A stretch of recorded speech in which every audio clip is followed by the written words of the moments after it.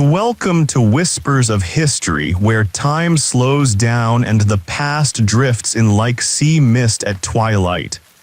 If you're new here, you might not make it through this episode, and that's okay. That's the point. Tonight's story is about a tiny island where people used to tell time by watching how the shadows of coconuts moved across the sand. Yes, coconut timekeeping. This is not your usual syllabus material, and that's exactly why we're here. If you enjoy these gentle wanderings through forgotten corners of history, feel free to like, subscribe, and ring that little bell softly though. Don't startle the coconuts. As always, leave a comment below telling us where in the world you're listening from and what time it is for you right now. We love knowing which corners of the earth we're lulling to sleep. Now let's ease into tonight's journey. Close your eyes, take a deep breath, and step softly into the warm dusk of an island that measures its days in shadows, silence, and the occasional falling nut. You're barefoot on sand that remembers every footprint for exactly 7 minutes before the wind smooths it away. The sea hums in the distance, not a roar, not a crash, but a tired lullaby sung by water too old to care if you're listening. This is a little-known atoll somewhere in the expanse of the Pacific that looks like someone sprinkled it there by accident and then forgot to clean up. The sun is just beginning to yawn its way toward the horizon. Coconut trees lean with a kind of quiet confidence, their long shadows stretched across the beach like lazy sundials. Here, the people once told time by watching where those shadows pointed. Morning meetings, that's when the shadow touched the canoe rack. Afternoon chores, when it slinked up the chief's chicken coop. And bedtime, well, when the coconuts weren't casting shadows anymore, obviously. You hear the squawk of a parrot repeating a word no one remembers teaching it. Something suspiciously close to taxes, though taxes have never reached this island and probably never will. Coconut-based economies are notoriously difficult to audit. The air smells like wet rope and sugar, seaweed drying on driftwood racks, and boiled palm syrup being stirred by a woman who hasn't looked up from her pot since 3 shadows ago. Historians estimate that's roughly 2:15 p.m., but time on is, as you've guessed, more than exact. As a strange thing, archaeologists once found a carved wooden turtle here with 12 notches along its shell. Some say it was a calendar. Others think it was a really committed counting toy. No one agrees. But back to your stroll. As you walk inland, you pass a boy stacking crabs like stones. It's unclear whether this is play, ceremony, or cuisine prep. He doesn't say, he just nods at you like you're a regular. Remember, you probably won't make it through this day, but let's see how far you drift. Now you're walking along a narrow path made of crushed coral that crunches softly under your feet. The sun is lower now, and the shadows have started to blur at the edges, like sleepy eyelids folding into dreams. Somewhere a conch shell moans as if the island itself is exhaling. You pass a hut with walls made entirely of woven banana leaves and old fishing nets. Someone inside is playing a bone flute, yes, actual bone. Don't worry, it's probably from a pig. Probably. The tune is oddly hypnotic, like a lullaby composed by someone who only half believes in melody. A grandmother with hair like twisted kelp waves you over. She's sitting on a mat next to a pile of coconut halves, watching them slowly rotate in the sand. "It's 5:15, she says with a grin, as if you should know exactly what that means. "On this island, you eventually will." You sit beside her. She hands you a tiny cup of something lukewarm and mysterious. It tastes like old honey and root bark. It's not good, but it's respectful to sip it, so you do, slowly.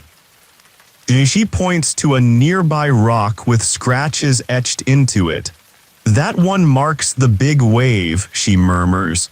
"The one that took half the chickens but left all the pigs. Very selective, that wave."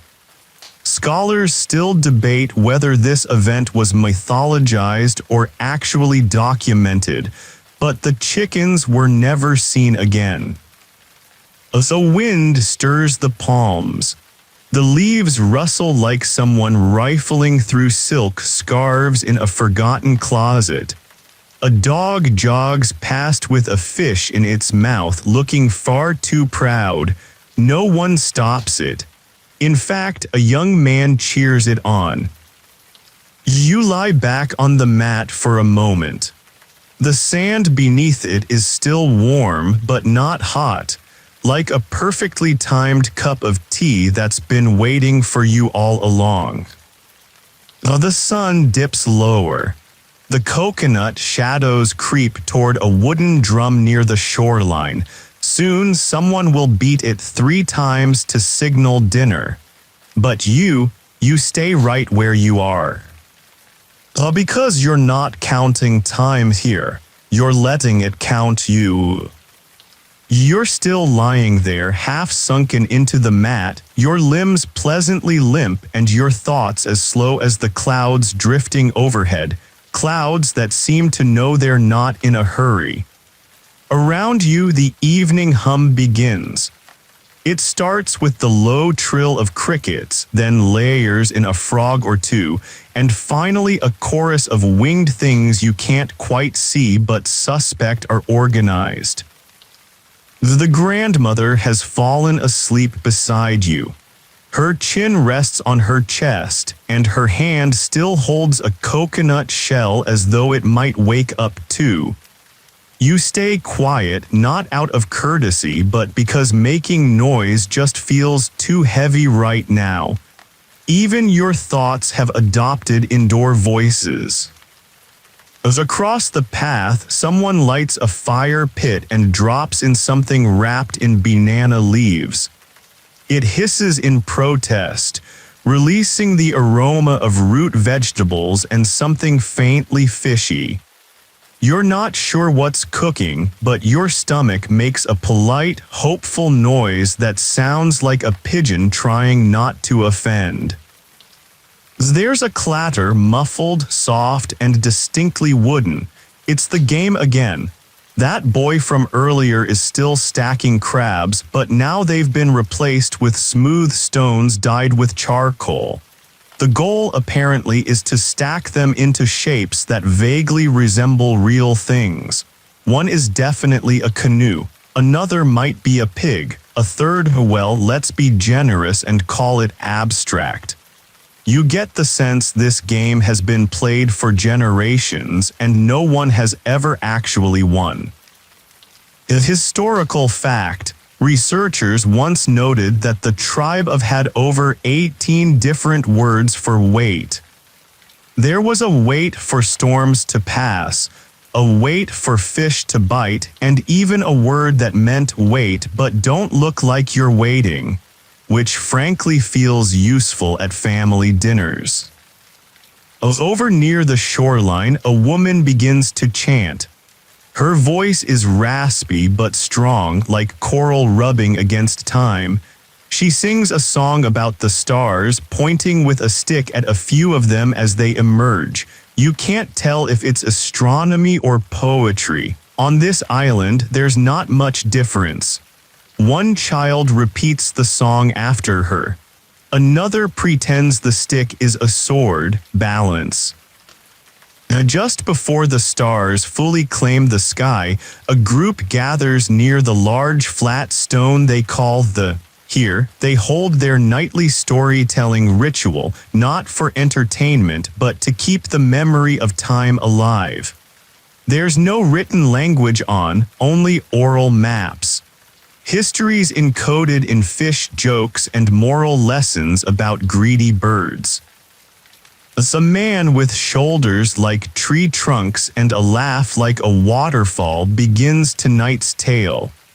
It's about a woman who planted a coconut that grew upside down and whispered secrets to her when no one else was looking. It's unclear if the story is cautionary or aspirational.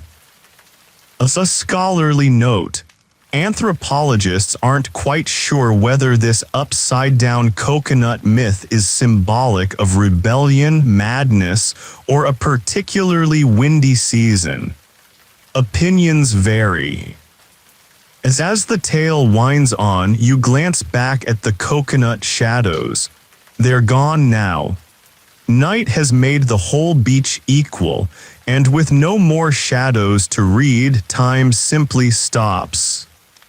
You feel your eyes flutter closed, then open again. Not because you need to, but because the flickering firelight is performing a slow, hypnotic dance. You watch it as you might watch a cat clean its paw, entranced by something that has no reason to be as beautiful as it is. You probably won't make it through tomorrow either. But right now, you're here still breathing, still resting, still listening to a place where even the stars don't rush. You wake, or maybe you never quite slept. It's the kind of drowsy state where your body has clocked out, but your mind is wandering the aisles of memory like a bored shopper. The fire's down to embers now, and someone left a cup of warm coconut milk by your side. It's just sweet enough to remind you of dreams. The moon has risen fully, round and swollen like a well-fed drum, and you realize it casts shadows too, but softer, more reluctant ones. The kind of shadows that whisper rather than point. A group of islanders is now dancing in slow loops, barefoot in the sand, their hands lifting gently as if shaping invisible clay. Each movement echoes something older than memory, perhaps migration, perhaps mourning, perhaps just exercise disguised as culture. You're invited, of course, but no one pressures you. This is a place where participation is optional, but observation is sacred. Your eye catches something shimmering near the tree line. It's a line of stones, thin, flat, arranged like vertebrae. They snake inland toward the sacred pool, a spring the locals call the Eye. According to them, it never blinks, which is either poetic or terrifying depending on your caffeine intake. On your slow walk toward it, you pass a basket hung from a tree branch. Inside is a rat, a very, very calm rat.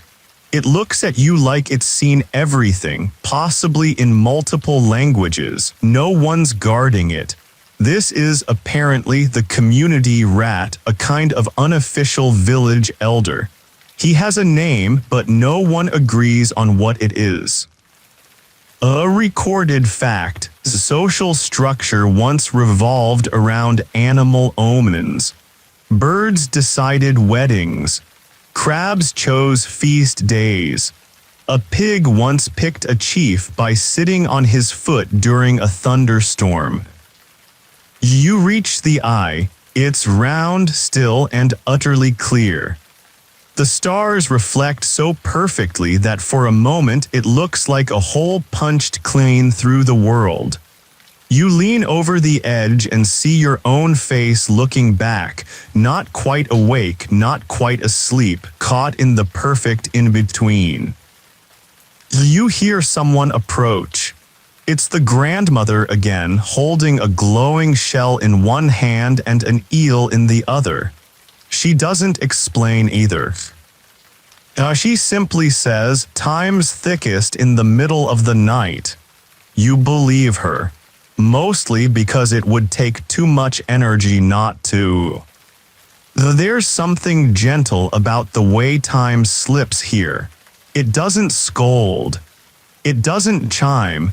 It just waits with you like a friend who knows there's nowhere else to be. And the wind rustles through the trees again, returning you to where you began. Which in this place could be anywhere. You linger near the eye, watching the moon's reflection tremble with every ripple, like it's unsure of its own place in the sky. Around you, the world has quieted into a deep, exhaled hush.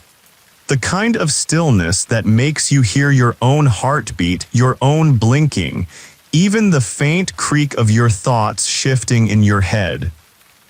The grandmother lowers the eel into the spring, and it vanishes without a sound. "She'll find her way," she says, more to the water than to you. You nod because what else does one say in response to eel divination? You're still trying to figure out if it's spiritual, ecological, or just tonight's version of entertainment. You walk back slowly, retracing your steps along the vertebrae stones. Each one feels warmer than the last, as if they've stored sunlight just for you. A dog joins you, a different one this time. This one's got a coconut shell stuck on its head like a helmet. It trots beside you like a soldier who misunderstood the mission. Along the path, you spot something curious, a row of small flags stuck into the sand. Each flag is a different color, each embroidered with what looks like a sea creature doing yoga, a turtle mid-stretch, a squid in child's pose, a crab attempting downward dog with questionable form. You kneel to look closer and see tiny symbols beneath each image, not words exactly, more like emotional reminders. Peace, patience. Do not boil your fish in anger. One flag is fluttering especially hard. That one, the grandmother later tells you, is the flag of forgetting. When it dances in the wind, you're allowed to stop remembering things for a while. Historians have tried to decode this concept and mostly end up confused and mildly emotional. One wrote, "We don't know what they forgot, but somehow we miss it too." You make it back to the communal fire where the embers have been stoked gently back to life. A few villagers sit cross-legged, plucking at handmade string instruments that look like fish skeletons with attitude. The sound is delicate and deliberate, like rain remembering how to fall. You're offered another cup of that lukewarm root honey drink. This time it tastes a little better, or maybe your tongue has surrendered. Then comes a lesson. As a young girl with more confidence than most governments explains how to read the stars. She points with her elbow. Using fingers is considered impolite when speaking to the sky, and describes constellations you've never heard of. The gasping tuna, the drunk canoe, the long-legged shadow of regret. You learn that navigation here doesn't rely on direction, but on memory. We travel not by where things are, she says, but by where we remember them to be. It's the kind of sentence that sounds like nonsense until it suddenly doesn't. And as the fire crackles and her voice drifts upward, you begin to think maybe that's how the whole island works. Not by rules, but by remembering where you are and gently deciding to stay. Morning is a theory now, not a certainty. You awaken, or evolve, into the dawn as if you've been wrapped in gauze and slowly unrolled. The sky is painted in hues of soft apricot and smudged plum, the kind of sky that suggests even the sun isn't fully awake yet. You can hear it yawn somewhere beyond the palms. Breakfast smells like something borrowed from the earth and then politely returned.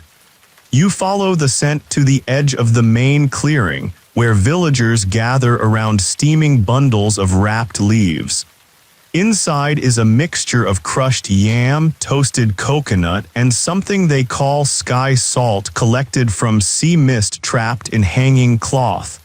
Whether this is scientifically accurate or just impressive branding, you're unsure.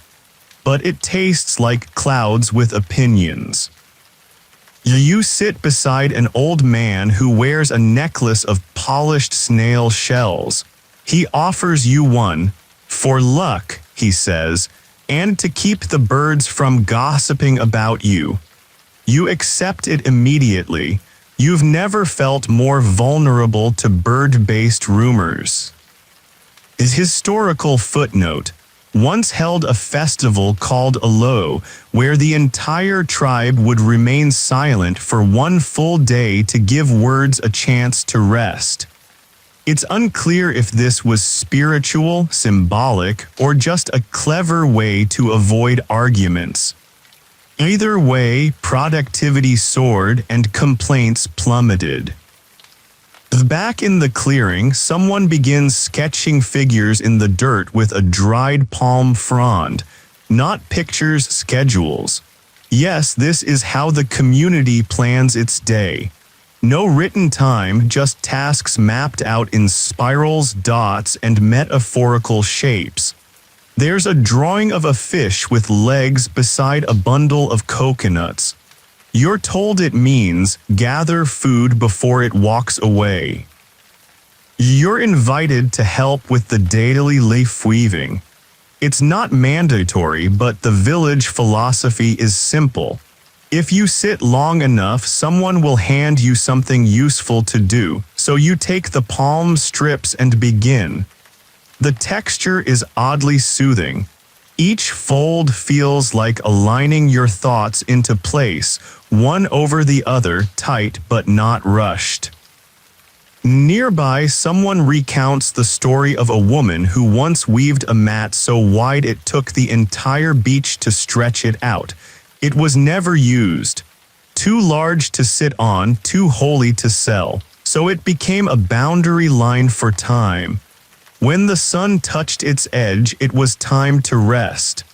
That mat is long gone now, eaten by the ocean in a fit of curiosity, but the story remains.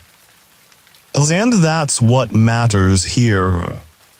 Not the things but the telling, not the map but the walk.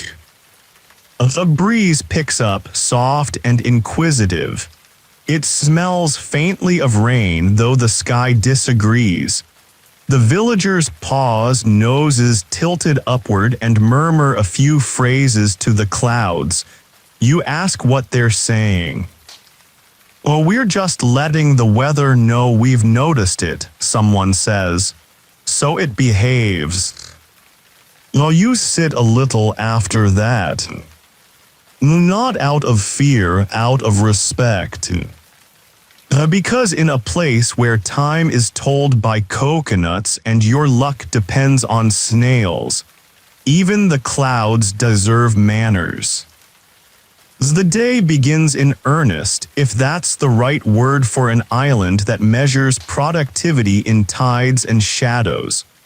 You're sent, gently with smiles and vague gestures, toward the grove.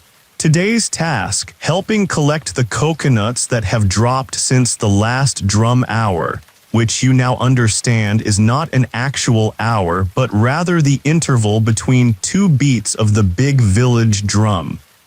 The drum hasn't been struck yet this morning, but the coconuts are clearly impatient. You wander into the grove beneath an umbrella of green and brown fronds. The trees sway like lazy dancers, tall and lean, wearing moss-like jewelry. Coconuts dot the sandy floor, some cracked open, others pristine, a few defiant ones still rolling as if trying to escape their destiny as milk or rope or storytelling prop. You pick one up and cradle it. It's warm, heavy, and smells faintly of the tree's dreams. Nearby, two boys are playing a game where they toss coconuts into a painted ring. They shout points based on where it lands: edge, center, bounce, splatter. There are no clear rules, but there is definite joy. As you carry your gathered coconuts to a woven mat, you notice one carved with a pattern, swirls, dots, and a crude face with 3 eyes. You ask about it. A man with a feather tucked behind his ear explains, "This one's for watching." You don't press further. Some things are explained best by leaving them unexplained. A historical fact of the day. On a decorated coconuts were sometimes used as ancestor markers. Families would leave them on certain tree roots, believing they helped elders return in dreams. Anthropologists documented at least 7 such coconuts still being consulted during seasonal decisions. Whether it worked or not remains delightfully unverified. The mat slowly fills with coconuts. Some are sorted by size, some by age, some by personality if the young girl directing the process is to be believed. "This one is shy," she says, patting one that leans awkwardly. "This one wants to be dessert." You nod as if this is perfectly normal, which on this island it is.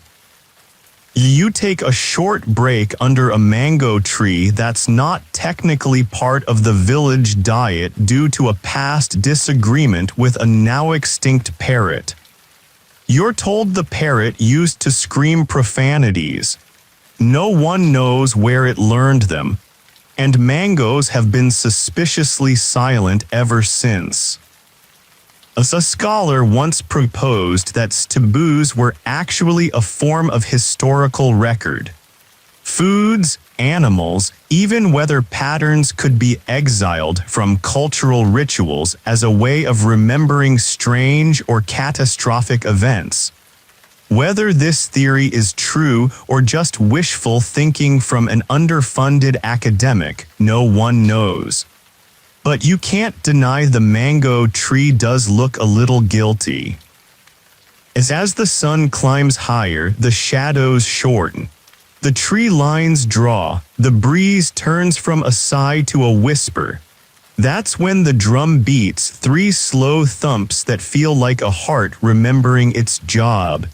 You brush coconut dust from your arms and rise, it's lunchtime. But on lunch isn't a time, it's a moment. And that moment has just arrived. Lunch is served beneath a canopy of stitched-together sails, once used on voyages long abandoned. They flutter lazily above like retired athletes reminiscing about the sea. You sit cross-legged with a half-circle of others around a platter made from palm bark and decorated with braided seaweed. A kind of edible art gallery that no one wants to disturb first. The meal includes sticky root mash, salt-grilled fish wrapped in volcanic rock leaves, and a bright orange fruit they simply call zing. You ask what it is and a boy shrugs. Not poison, he says. That's the only endorsement you get, but it's enough. You try it. Zing is as well zingy, sweet and citrusy with an aftertaste like biting a balloon you don't mind. In fact, you kind of like it. As everyone eats with their fingers gracefully, no one rushes. Each bite is taken as though it might be the only one today or the last one you'll remember. There's no talking during lunch, not because of manners, but because the food is considered sacred storytelling. Chew gently, someone once said. The yams are trying to explain something. An obscure cultural tidbit. It's believed that each meal is imbued with the spirit of the morning silence. If you argued before cooking, the dish would taste loud. To avoid this, families often spend the early hours in ceremonial hushes, letting the flavors assemble in peace. As after lunch, a nap is not only encouraged, it's part of the island's legal rhythm. You notice hammocks strung between trees, mats unfurled beneath flowering bushes, even a goat curled under a canoe looking suspiciously unconscious. You find a quiet spot under a bent tree that curves like a question mark and lean back. The air is thicker now, humid and warm, like someone wrapped the sky in a damp wool blanket. You don't mind. Sleep on comes not as an interruption, but as a continuation. Your eyes flutter shut. The leaves above dance gently. Somewhere someone is softly singing a song without words. In the distance, the coconut shadows have returned, longer now, stretching like the limbs of dreams. They creep across the sand, patient and sure, drawing lines that no one questions. You feel the rhythm of the island inside your bones now. It doesn't take. It drifts. And so do you. You drift in and out of that afternoon sleep, the kind that wraps around your limbs like seaweed and tugs gently downward. When you finally open your eyes again, the world has shifted, but only slightly. The light has mellowed, turned honey-colored, like someone poured the sun through old glass. Shadows stretch again, long and theatrical, telling time in gestures and angles. There's movement nearby, not hurried but deliberate. The community is beginning what they call the rebalancing. It's not a task, really, it's a ritual of noticing. People walk the village slowly, adjusting things that have shifted throughout the day. A rock is moved back into alignment with its companions. A stick fence is gently nudged into place. A bowl is turned just so. Nothing is broken, just misaligned. You're handed a shell delicately etched. For straightening the wind lines, says the boy who gives it to you. You nod solemnly, though you have no idea what that means. You follow him to a cluster of reeds near the southern edge of the village. He gestures toward a bundle of string tied between two poles. Sometimes the wind forgets, he says. You untangle the knots and run the shell along the strings like a harp. It hums softly, or maybe that's just your own quiet satisfaction. A historical note. The believed that every object held a memory of its right place. Things out of place were wrong, they were just homesick. Rebalancing was how they healed the world each day, bit by bit. Some anthropologists argue this was an early form of mindfulness, while others claim it was just a clever excuse to avoid major repairs. As you continue, you notice someone placing a flat stone atop a mound of soil.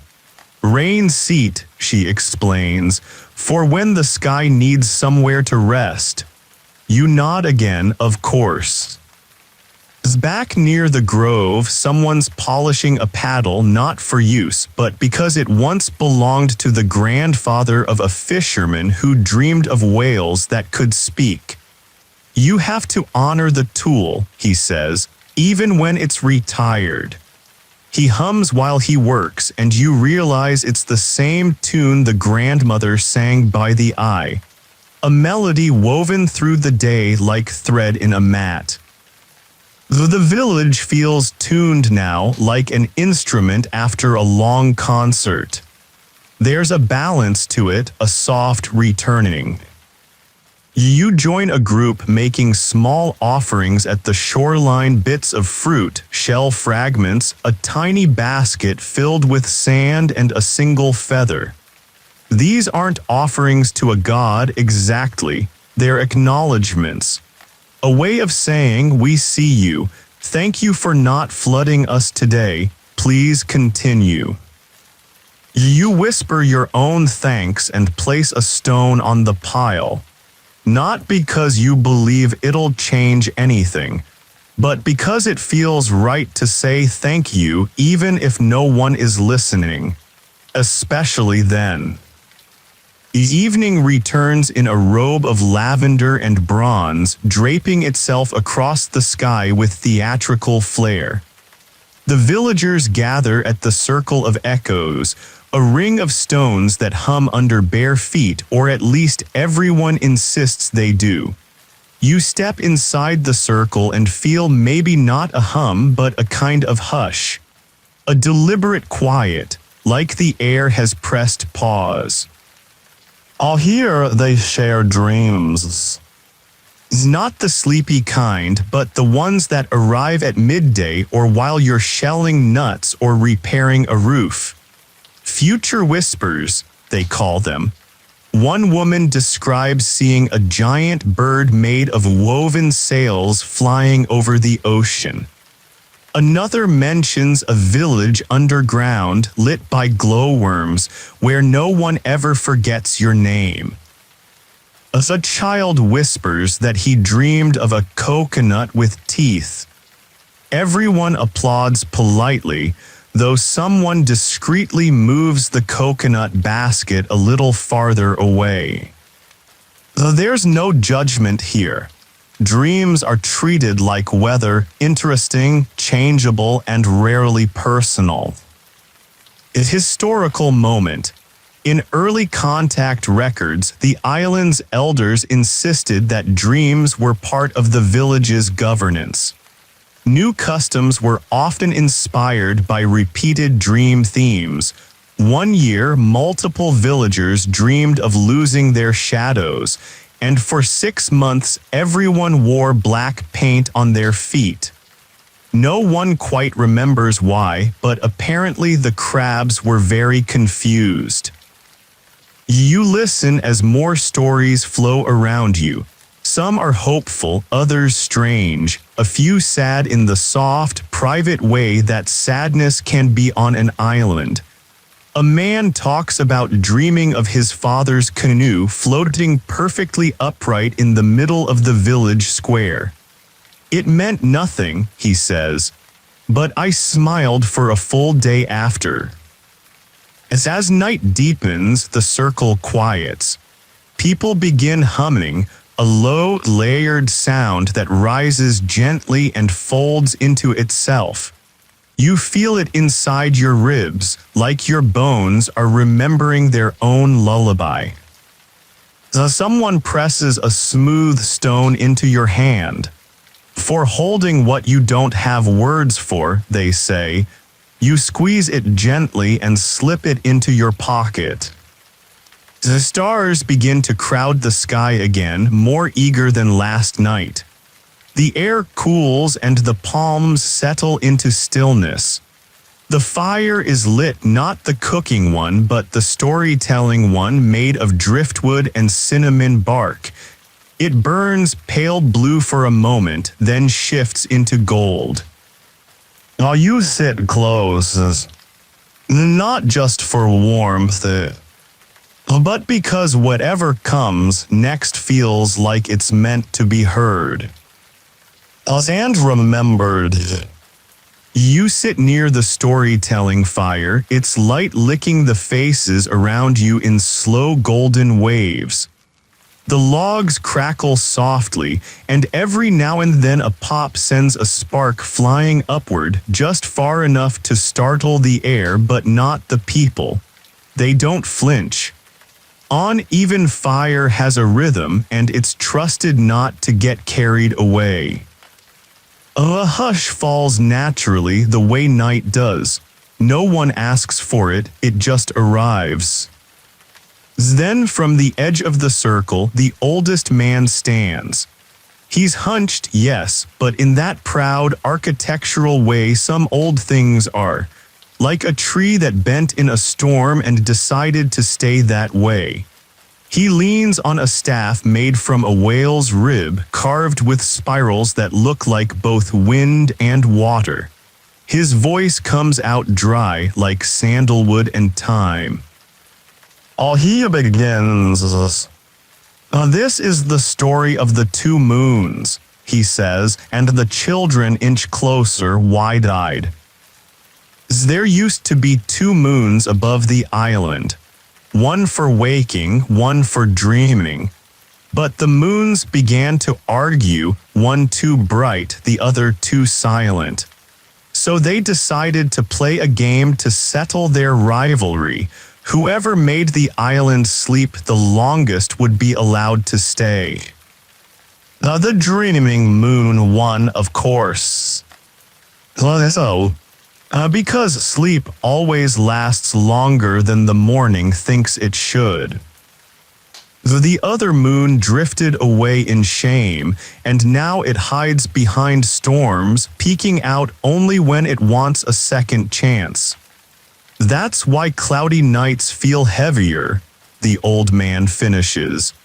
That's the lonely moon trying to find a way back. He sits, and the silence after is a kind of applause. Slow, respectful, complete. You feel the weight of that tale resting on your chest like a warm cat. Comforting, a little odd, slightly magical. An obscure cultural tidbit. Children used to place small white stones on their windowsills when they wanted good dreams. If it rained and the stones were washed away, it meant the lonely moon had visited and been consoled. The fire burns low now. Someone refills your cup with warm herbal water that tastes like leaves and wishes. You sip it slowly. Across the circle, two teenagers are pretending to whisper spells into the flames. Their laughter is hushed but full. You stand eventually, stretching your arms to the stars. Above you, constellations blink, some familiar, some decidedly improvised. You think you see the gasping tuna again, or maybe the cranky hermit crab. It's hard to be sure with constellations named by generations of dreamers and kids with fish-shaped imaginations. Though the night has thinned, it's nearly that strange hour where everything feels soft-edged and indecisive.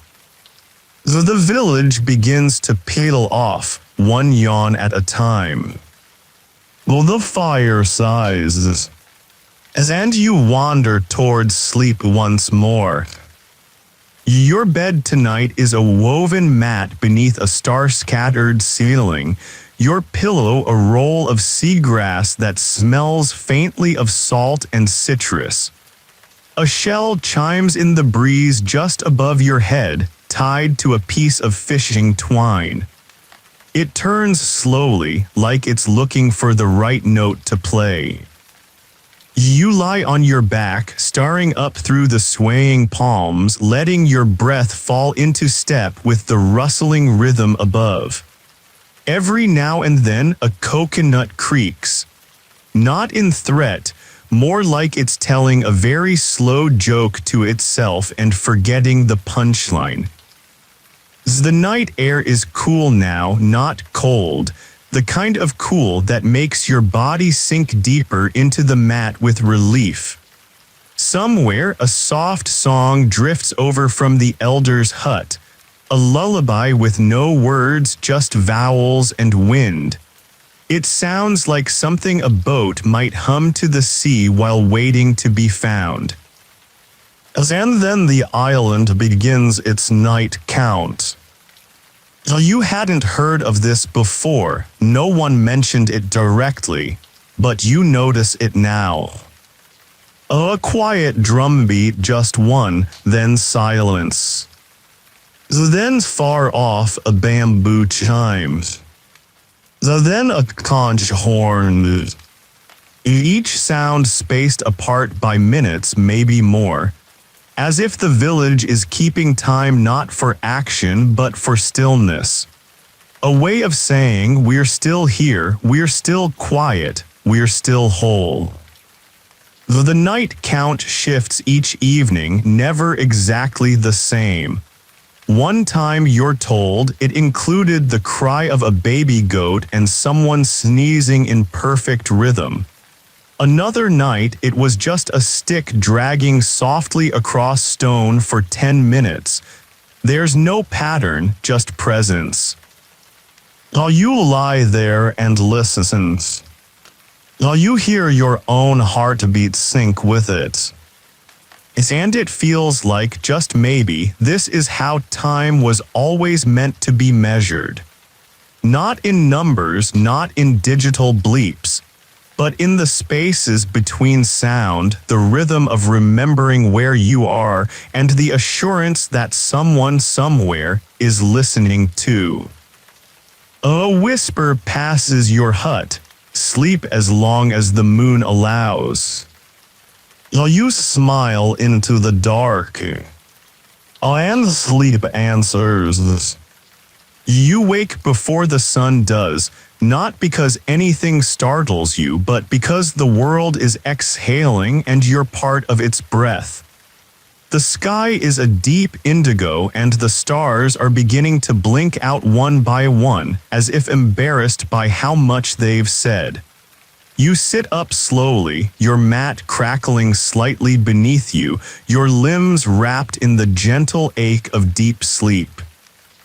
As across the clearing, a woman is lighting a low flame beneath a clay pot, the flicker illuminating her face in flashes. She doesn't look at you, but she nods as if to say, yes, you belong here now, even in this hour before things are named. You rise and walk barefoot toward the sea. The sand is cool, damp with the memory of tide. Each step is deliberate but not cautious. It's hard to be afraid of anything in a place that greets the dawn with cooking pots and nods. At the shoreline, the waves are slow dancers bowing at your feet. You bend to scoop a handful of water and press it to your face. It tastes like last night's stories and the first breath of morning. Behind you, the island rustles awake, not with alarm clocks or buzzing devices, but with the sound of fabric being shaken out and the soft, rhythmic thunk of coconuts being cracked open with practiced ease. The village has a rule, unwritten of course, that no one speaks the first hour of the day unless they're addressing the sky. And even then, they whisper. You find yourself obeying this without thinking, as though your voice might bruise the calm. An obscure cultural note. Children were taught that words have weight in the morning. Speaking too soon was said to pull the day down by its ears. So instead, everyone learns to communicate through gestures, hand signs, eye glances, subtle tilts of the chin. Entire conversations can be held this way, though the occasional nose scratch can accidentally start a debate about seaweed drying techniques. As the light finally spills over the horizon, turning the ocean a glossy peach color, the official first sound of the day is made. A soft tap of wood on wood, performed by the village's designated son. Today, it's a girl no older than 8, grinning proudly as she touches 2 hollow sticks together with just the right amount of ceremony. Oh, that's when the voices return. Not loud, not rushed. Just warm. Like the first spoonful of something comforting. The first full activity of the day is something called tidelining, a word that feels like a verb and a poem all at once. It means walking the water's edge and collecting whatever the sea decided to return overnight. Shells, driftwood, seaweed, small fish who got confused and beached themselves but still blink politely. You join a small group, each person carrying a basket made from dried reeds. The older woman beside you walks with a limp but moves faster than the rest. The sea favors those who don't stare at it too hard, she says, like a shy guest at a party. You find a shell shaped like a spiral staircase and hold it up. Memory shell, the woman explains. Put it under your tongue and you'll dream someone else's dream. You ask if that's true, she grins. Depends whose tongue you borrowed it from. As you walk, the tide tickles your ankles. The water here is never cold, just curious. Every now and then someone gasps in delight, having discovered a rare coral twist or an unusually shaped pebble. One boy finds a piece of glass smoothed by the ocean and declares it the eye of the sky. No one disagrees. Is historical fact. The villagers were known for their intricate tide maps, not written on paper but remembered in song.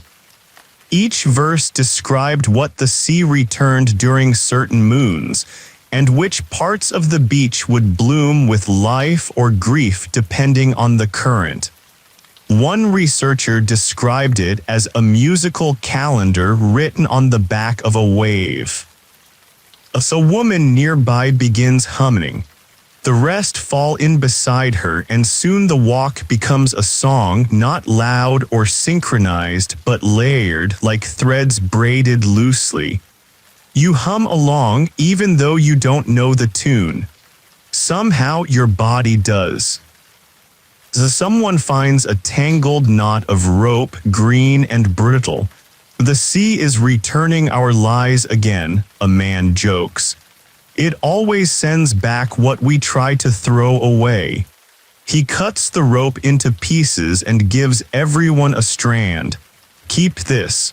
To remind you that everything, even knots, come back softer. Back at the village, the baskets are emptied onto long mats where the elders sort the findings. Useful items go in one pile, beautiful items go in another. The third pile is for things they don't yet understand. That's the best pile, says the grandmother, now sitting cross-legged, her fingers gently stroking a piece of driftwood shaped like a sleeping lizard. Those things are waiting for their stories. And in that moment it occurs to you. So are you. You spend the rest of the morning in what they call the time between things, a stretch of hours that exists not for productivity, but for the graceful meandering of thought, rest, and gentle contribution. Not every culture allows this. In fact, very few do. But it's considered essential. As one elder puts it, that's when the soul catches up with the body. You find yourself helping shape tiny clay lanterns. Not because anyone asked, but because someone handed you a lump of earth and smiled. That's the island's way of saying you're ready. The clay is damp and cool with the musky scent of riverbeds and thunderstorms. It yields under your fingers like it's grateful to be touched. A girl next to you makes hers into a fish with a hole in its belly. "This one's for night swimming," she says. "So the dark things know you're friendly." You try to make something that looks like a turtle, but halfway through it turns into a bowl. Someone leans over, admiring it. "Ah, the circle of honest mistakes," they say with a wink. Very symbolic.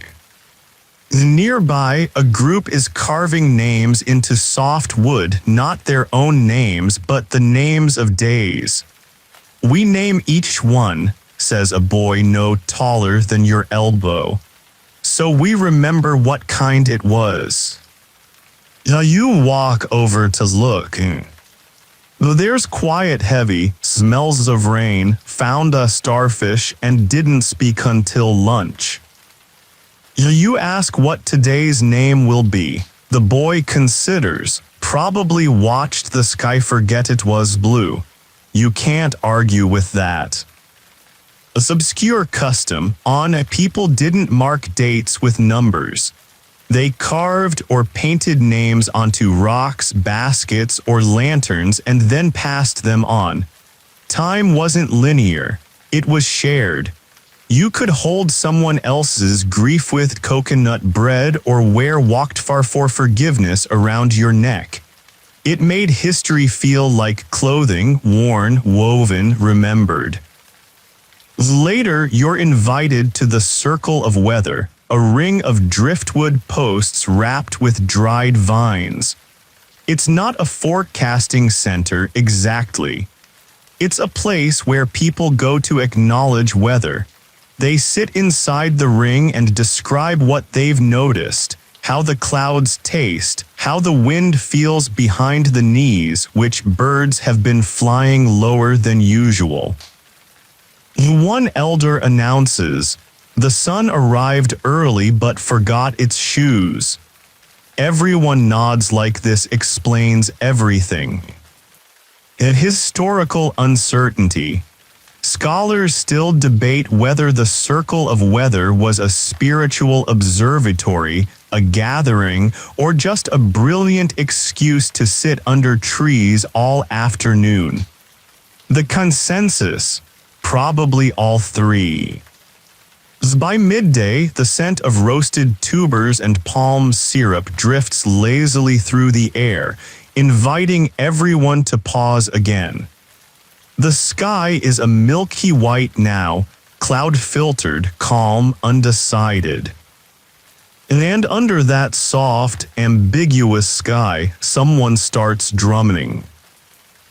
Just once, a single heartbeat.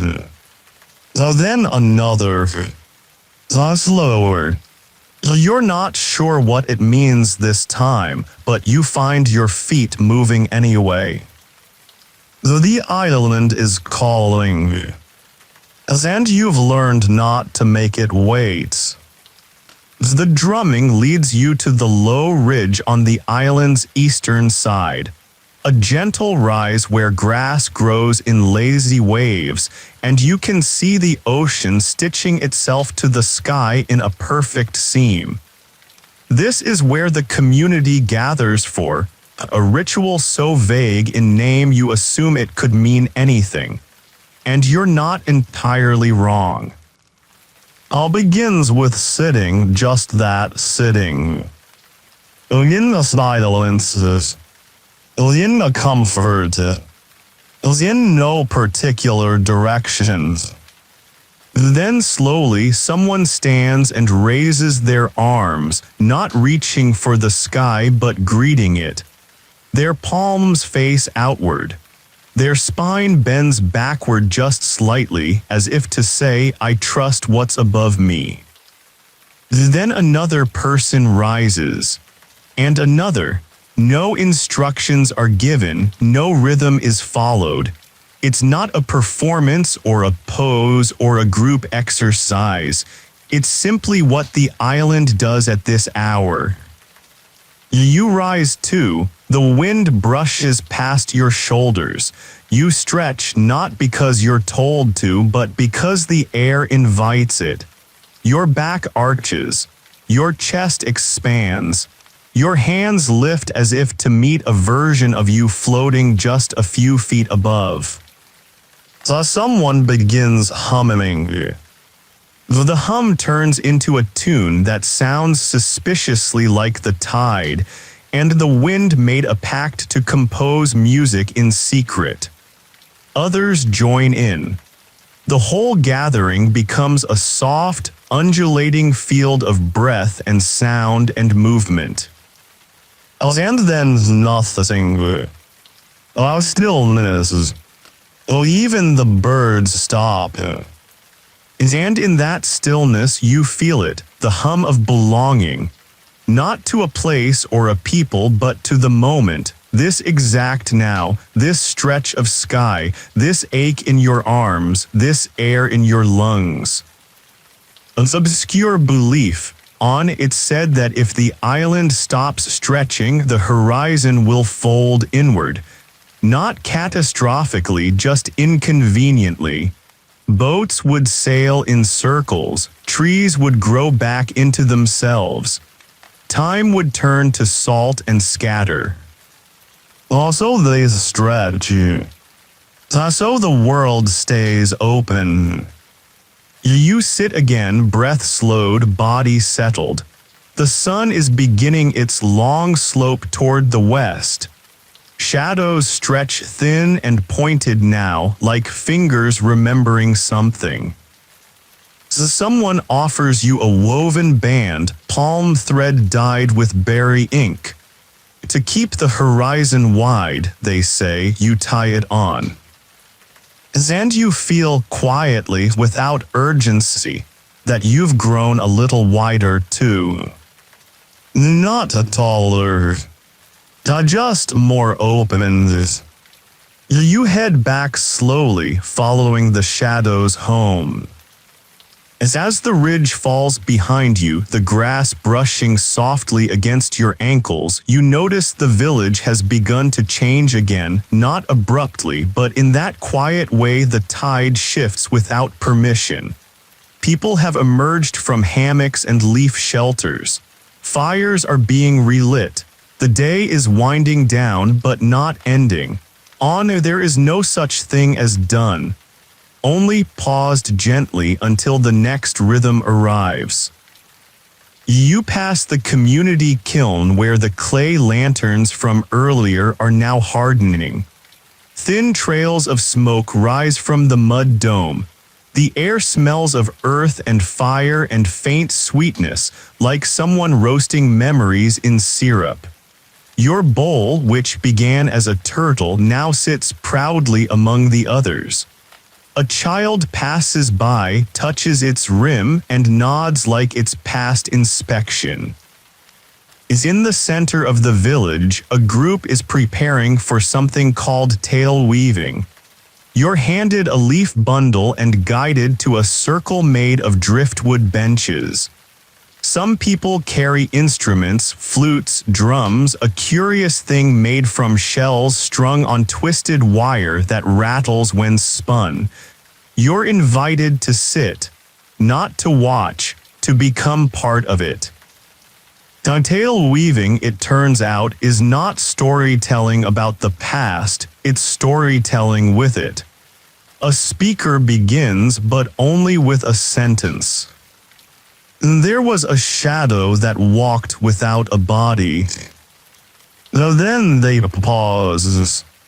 The next person adds, and the wind followed it, asking questions no one else dared to ask. Then another, until it found the old boat buried in the garden of broken oars. It flows like this, threaded, improvised, poetic. Some lines rhyme, others interrupt the rhythm. Occasionally someone offers a sound instead of a word. A child barks like a seal, an elder hums a single note.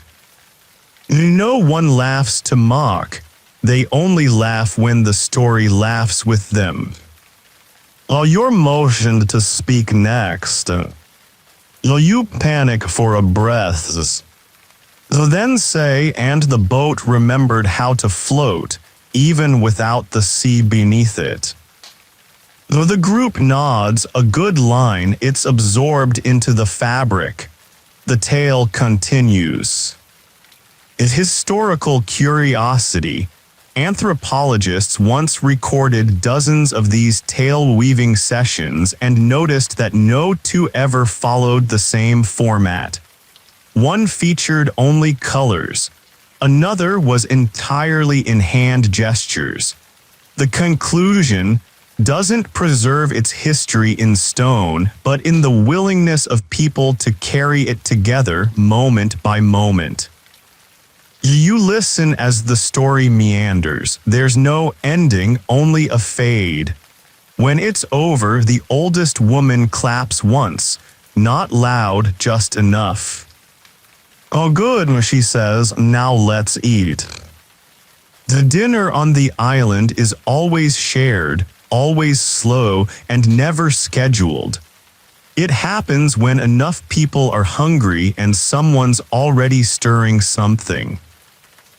Tonight, it's moonroot stew, a name that makes it sound more mystical than it is. The root grows in marshy soil at the edge of the forest, and it looks like the moon might if it were shaped like a turnip and badly shaved. Still, it tastes wonderful, buttery, starchy, with a hint of something floral. You're handed a woven bowl and a short stick, which acts as both a spoon and a conversation starter. Everyone eats sitting in loose spirals, knees tucked, faces tilted toward one another, not for formality, for connection. So someone leans toward you and says, "The stew is thicker tonight." Another replies, "The moon must be listening better." You're not entirely sure what that means, but you nod and dip your stick again. As you eat, the dusk deepens. The shadows begin curling back into the trees. Somewhere a seabird cries out, once long and low. It sounds less like a call and more like a memory. The conversation around the spiral moves from food to dreams to questions like, where do forgotten songs go? And if you taught a tree your name, would it ever say it back? No one seeks answers. Only the asking matters. Then comes the calling of the names. Everyone stops. One by one, villagers call out the names of people not present, not necessarily gone, just not here. Who laughs too fast? Whose canoe always lined left? A grandfather who loved green fish. Each name is met with a soft beat of the drum. A low, like the earth giving its blessing. You're asked if you'd like to call a name. You hesitate, then say one. It doesn't matter who. Maybe someone you miss. Maybe someone you've never met. The drum answers. And just like that, your memory becomes part of the island's night. An obscure tradition, some researchers once tried to document all the names ever called during calling of the names ceremonies. They gave up after the 7th moon cycle, not because the list was too long, but because some names kept changing shape.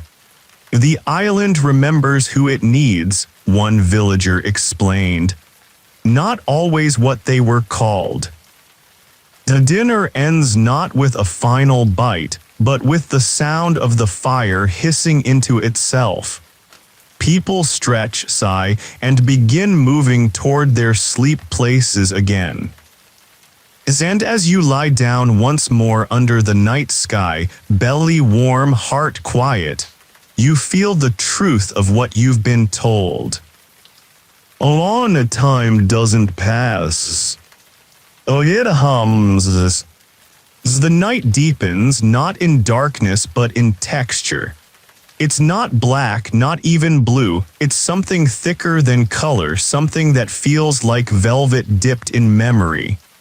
You lie on your mat again, but this time you notice you're not quite the same person who lay here last night. Something has softened, or opened, or grown roots.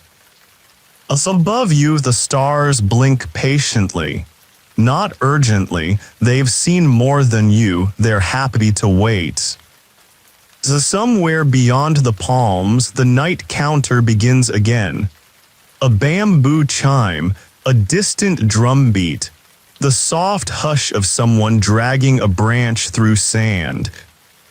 Now then the silences, a little long ones. Well, the kind of silence that lets other things speak. You hear the sea breathing, not the waves, not the dramatic crashing kind, but the actual breath of the ocean. It's in and out like a body resting. You think, of course the sea sleeps too, everything does eventually. From nearby, there's the gentle sound of two women laughing. Quiet, low, almost guilty laughter. You catch only a word or two. And then she told the turtle it wasn't her type. More laughter. It's the kind of laughter that doesn't ask to be shared. It just warms the air around it. And maybe that's enough. Of obscure habit, people sometimes whisper secrets to tree roots before bed. Not because the trees give answers, but because roots are good at listening. They're slow, they don't interrupt, and they're too old to gossip. You walk barefoot, silent, out to the grove, not far, just to the edge where the trees lean in like tired elders. You kneel and whisper not a secret exactly, but a question. Something small and true that's been curled up in your chest since the mainland. You don't expect an answer. So still, the wind brushes your ear as if to say, "We heard you anyway." And that's all you need. The morning again, but different. You're learning now that every morning here feels familiar but never repeated. The sky is brighter today, clearer, like someone scrubbed it with coconut husk and salt water overnight. Even the chickens seem more decisive.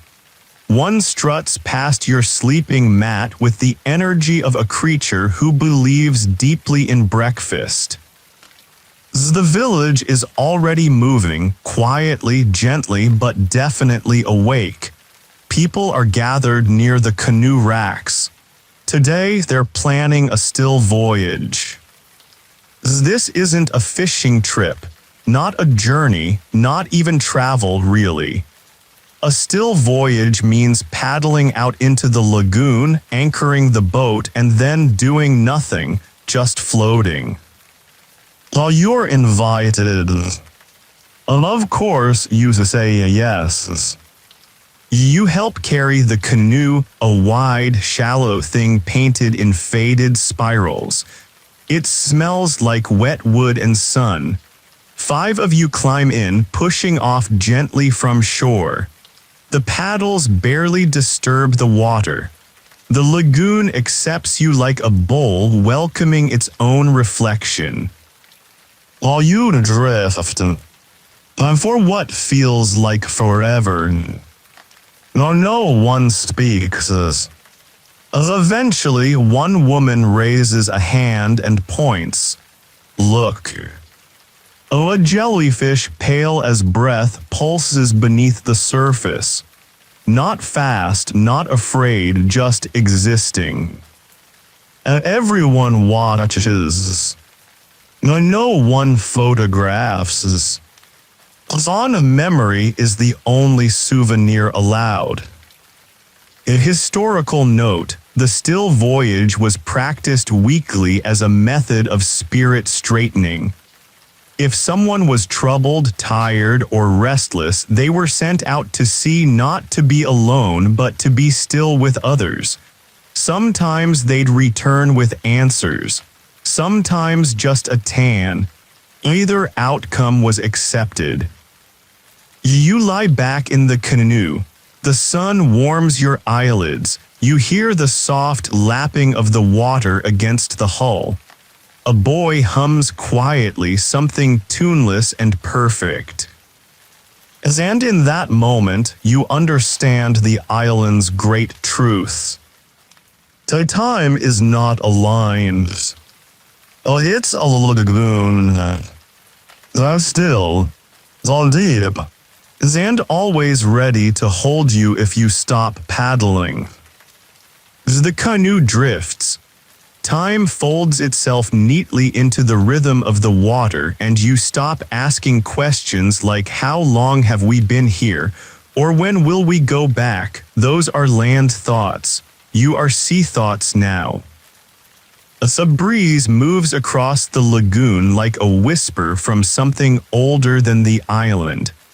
It doesn't chill your skin, it brushes your cheeks like a parent smoothing a wrinkle from a blanket. You exhale without realizing you were holding your breath. The sky above you yawns, wide and cloudless, and your thoughts stretch right along with it. No one rushes, there's nothing to reach. Eventually, a man at the front of the canoe holds up a flat piece of driftwood. It's carved with tiny dots, rough notches, and one crooked spiral. The ocean record, he says, not loudly. It tells us where we've been and also where we haven't. He sets it in the water gently. It floats, then begins to spin slowly, aimlessly. That means the day is open, he adds, smiling. We can return or we can stay. No one votes, no hands are raised. The canoe simply turns, gliding back toward shore as if the sea had heard and agreed. An obscure tradition, the believed that if a carved object was released into water and returned spinning, it was a sign that the present moment still held something sacred. If it floated still, the day's usefulness had already passed. Some days they returned home without ever leaving the dock. As you near the shoreline, you notice how small the village looks from here. Not insignificant, just perfectly sized. Like something made to fit inside the world's hand. And children are waiting with seaweed garlands, giggling as they try to throw them over your heads from a distance. Most miss. One lands perfectly on your shoulder. Blessing, a child yells triumphant. The garlands smell of salt, sunlight, and the faintest hint of lemon leaves. You step out of the canoe, feet sinking into the wet sand. The island welcomes you back with no fanfare, just the normal sounds of life. Crackling wood, splashing water, someone singing a tune without an ending. You're handed a warm, wrapped snack, roasted coconut slices with something sticky and sweet drizzled on top. Sea honey, someone says, you don't ask for details. You sit beneath a fig tree, chewing slowly, watching two goats argue over a palm frond. A third goat steals the entire frond while the other two bicker. You smile. Even here, some truths are universal. And then the moment arrives. It's called the daily pause. Oh, it is not a rest. Oh, it's not even relaxation. It's the intentional halting of movement. Not because you're tired, but because you've remembered suddenly and deeply that you exist. It begins with a tone, a single note sung from a conch shell blown by someone appointed for the week. The sound is long and low, a sound that seems to bloom in the belly before it reaches the air. It doesn't demand silence. It suggests it, and the village listens.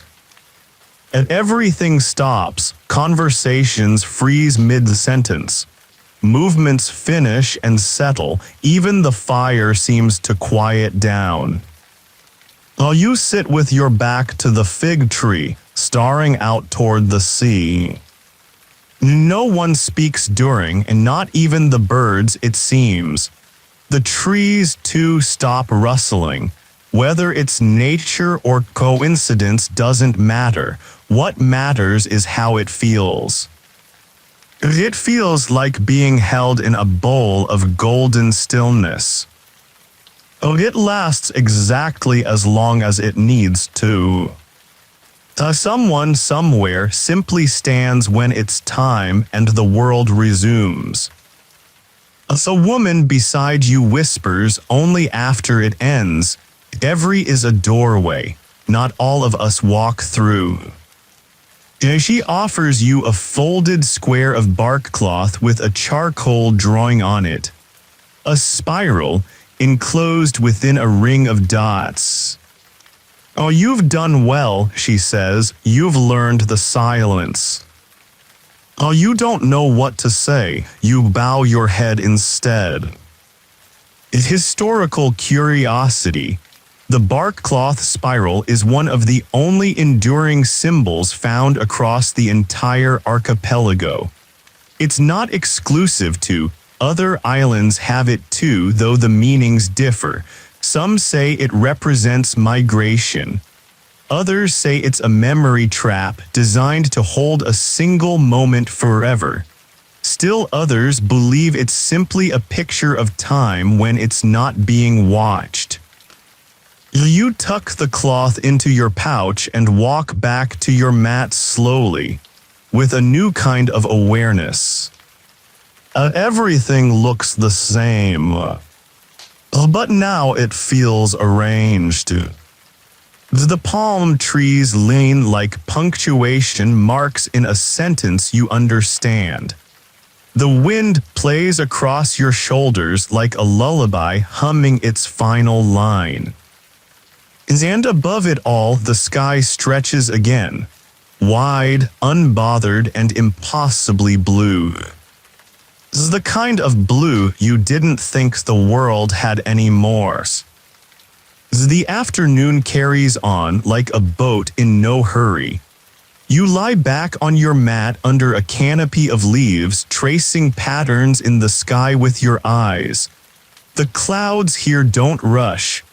They drift like retirees browsing a market, pausing often, shaped like nothing but full of stories anyway. Nearby, someone begins to sweep the sand. Not to clean exactly, there's no mess. It's more like drawing, a soft choreography of lines and spirals. The broom is made from bundled twigs tied with fishing twine, and the person wielding it hums a tune so old it might not be from this century. You get up and join her. She doesn't stop humming but hands you a second broom. Together, you move in slow loops across the ground, leaving behind swirls that look accidental but aren't. She says quietly, we brush the memories into shape. You nod, though your memory feels shapeless and scattered like, still you sweep. A historical detail, believed sand carried the footprints of thoughts. Daily sweeping wasn't about tidiness, but about refreshing the space for new ideas. Some sweeping designs were preserved for generations. People learned to recreate specific patterns that honored births, deaths, and seasonal tides. When you finish, the space around the fire pit looks like a woven rug made of sand. Others come and admire the work not with words but by sitting on it. That's the island's highest compliment, people using your creation without hesitation. As afterward, you wander toward the north side of the island where tall grasses grow in wind-bent clusters. It's quieter here, a space meant for reflection, though no one calls it that. There's a small hill, the only one really, and a flat stone at the top. You're told it's called the Listening Rock. While you climb and sit, no instruction given. Then wait. The wind rushes past in waves, a soft hush, then a long breath, then a pause. Then a voice, not from a person but from the air itself.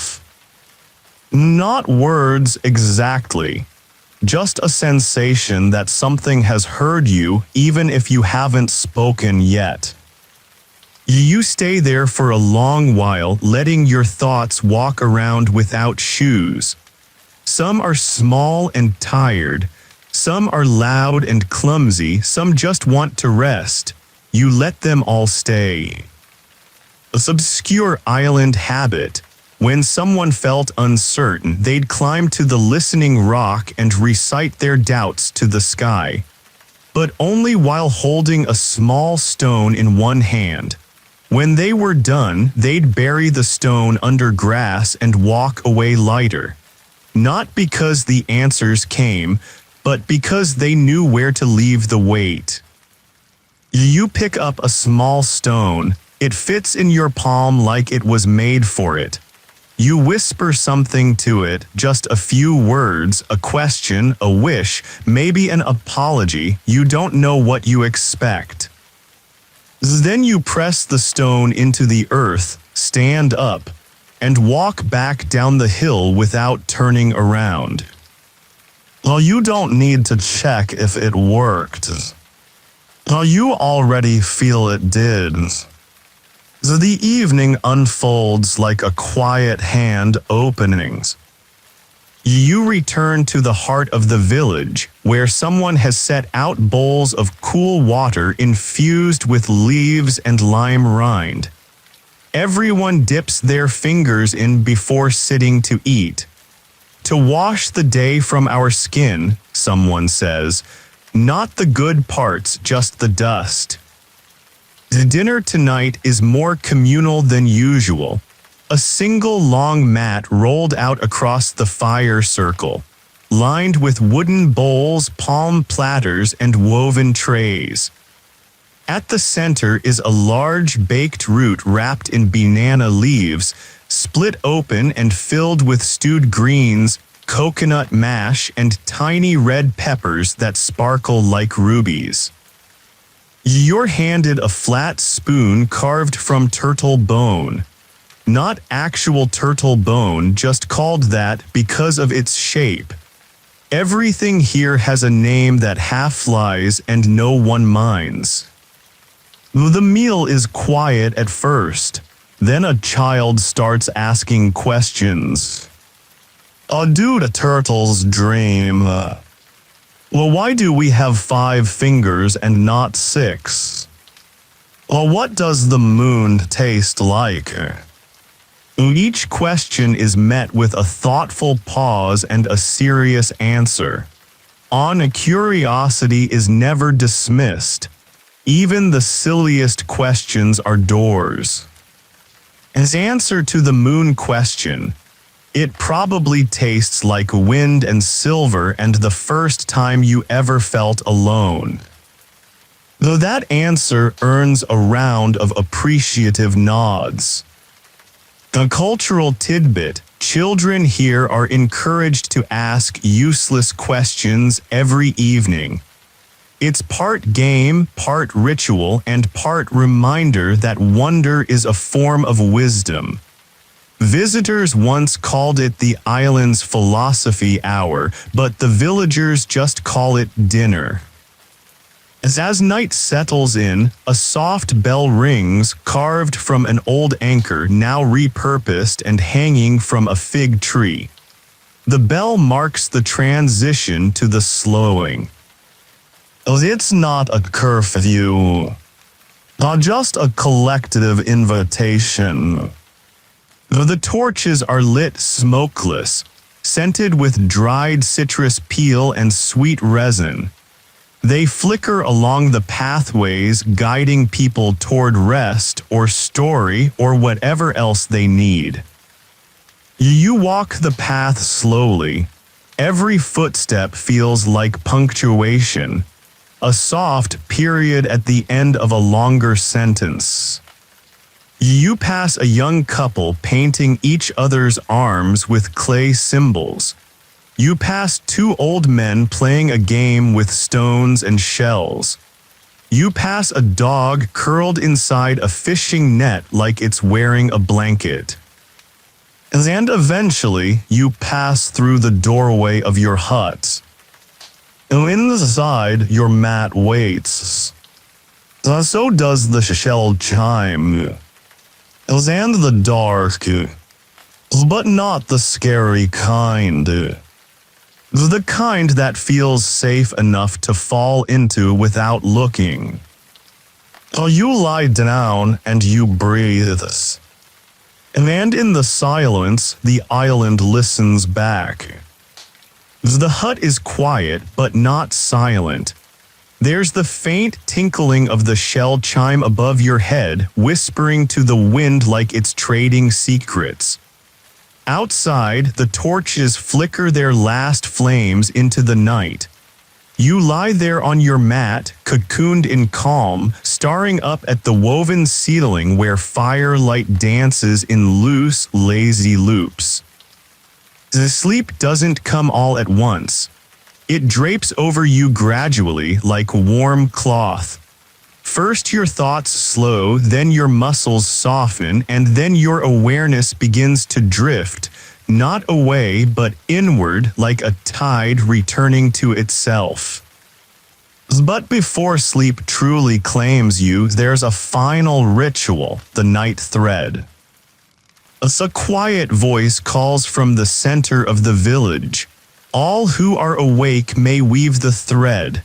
No one is required. It's not a command, it's an offering. You rise, somehow your body knows to move gently, as if loud footsteps might wake the stars.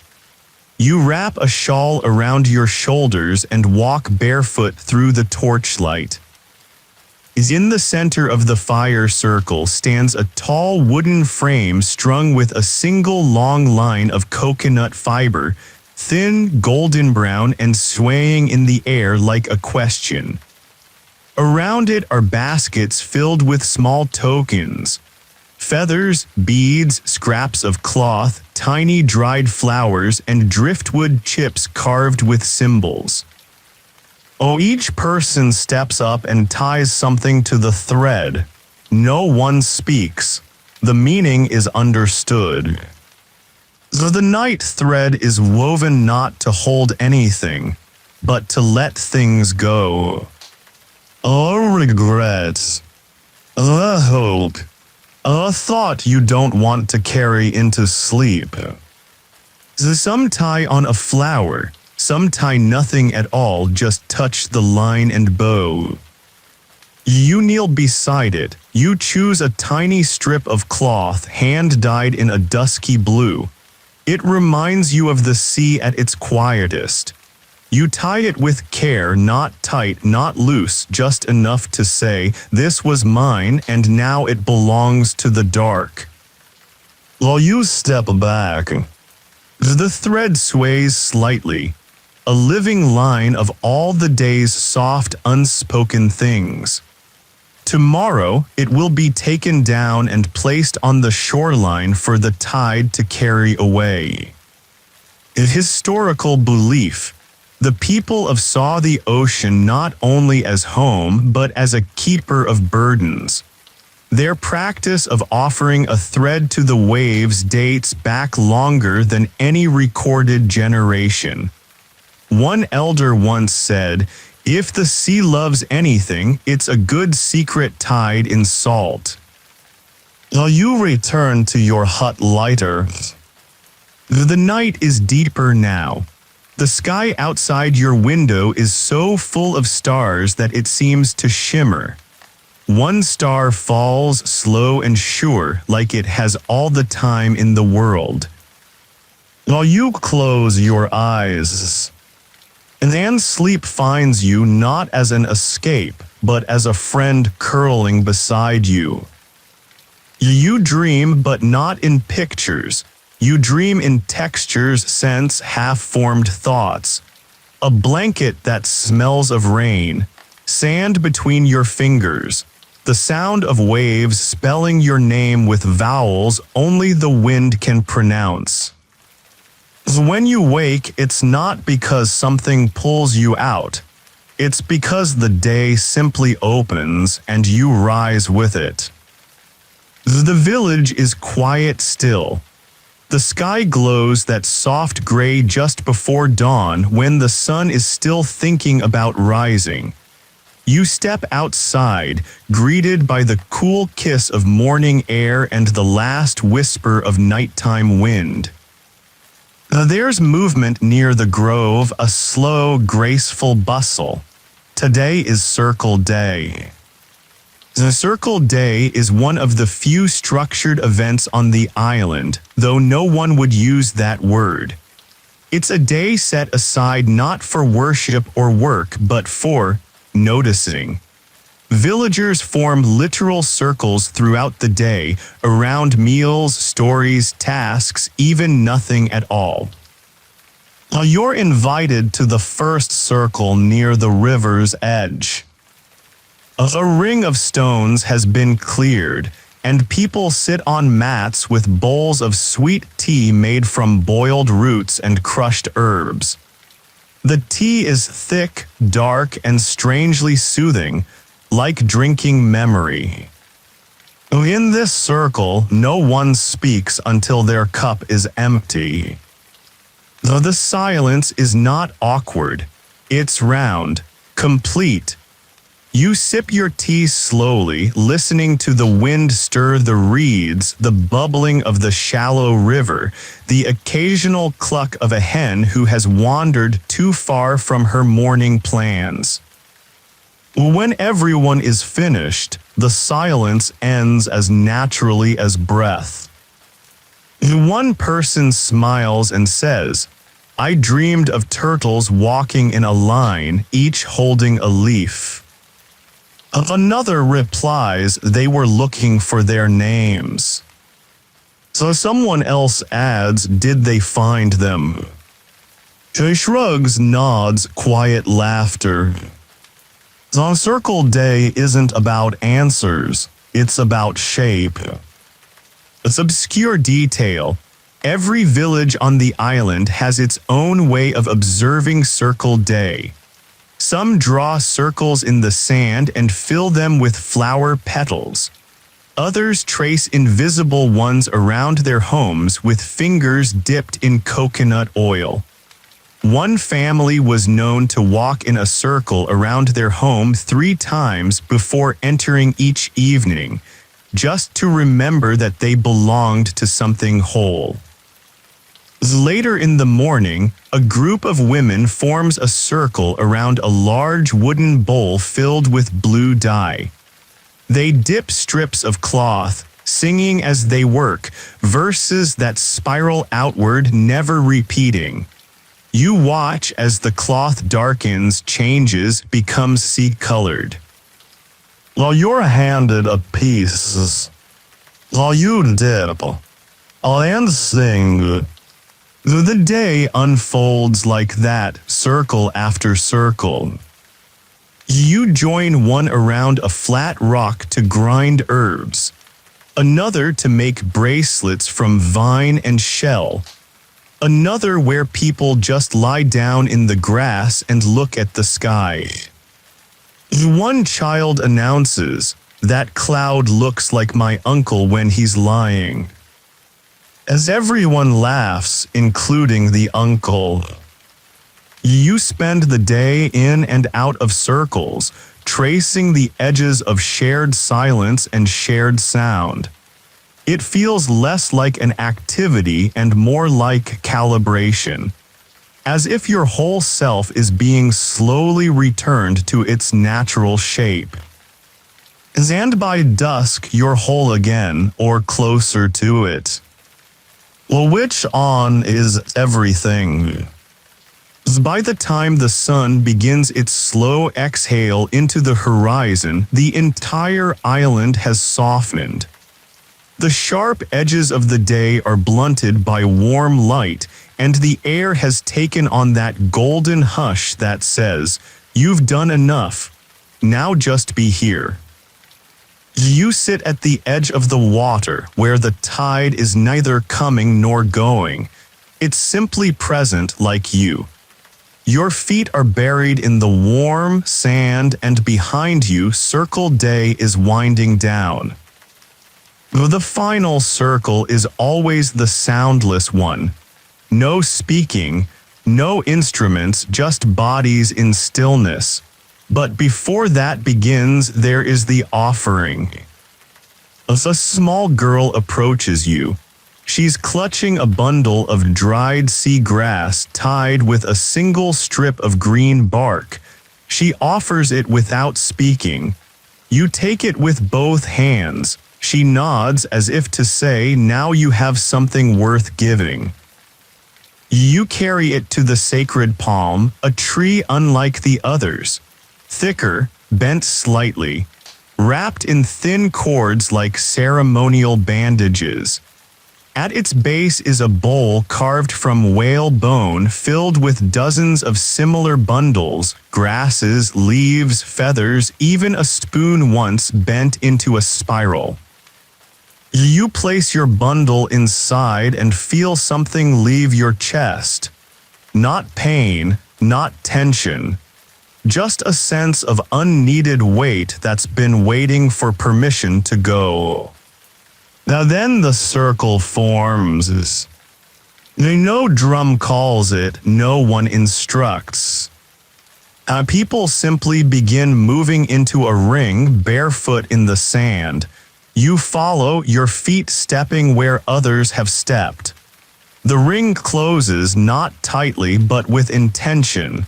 Enough space to breathe. And then, stillness. Though this is soundless circle. You stand, arms at your sides, feeling the air move between the bodies. It's warm, quiet, and deeply human. There's a gravity to it, not heavy, just grounding. You feel your pulse slow. Your thoughts stretch out, not racing but wandering. And you realize, in this moment, everyone is holding everyone else. Not with arms, but with presence. No one sways. No one speaks. Even the wind seems to hush. Time doesn't stop here. It bows. The circle eventually dissolves like mist under the sun.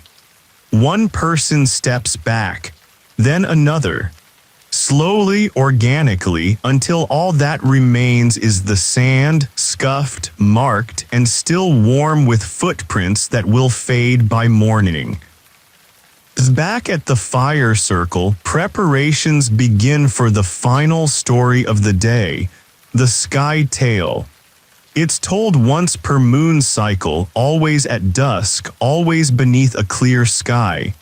You happen to be here on such a night. People gather with anticipation, not loud or giddy, but reverent, as if they're about to open an old book that only appears when asked politely. The storyteller tonight is an elder woman with silver-threaded hair and hands that look like they've woven time itself. She holds a long stick carved with dots, lines, and circles, the sky stick, a map of constellations known only to the island. As she taps the stick 3 times on the earth, everyone goes still. She begins. In the beginning, she says, there were only fish and stars. They did not know they were different. The children are instantly enchanted. As the tale winds on, it tells of fish who jumped too high and became the first comets, of stars who swam too low and forgot how to glow, of a great turtle who carried the moon on its back for 100 nights until the moon grew tired of riding and taught herself to float. You lose yourself in it. Not because it's logical, but because it feels true in a way truth rarely is.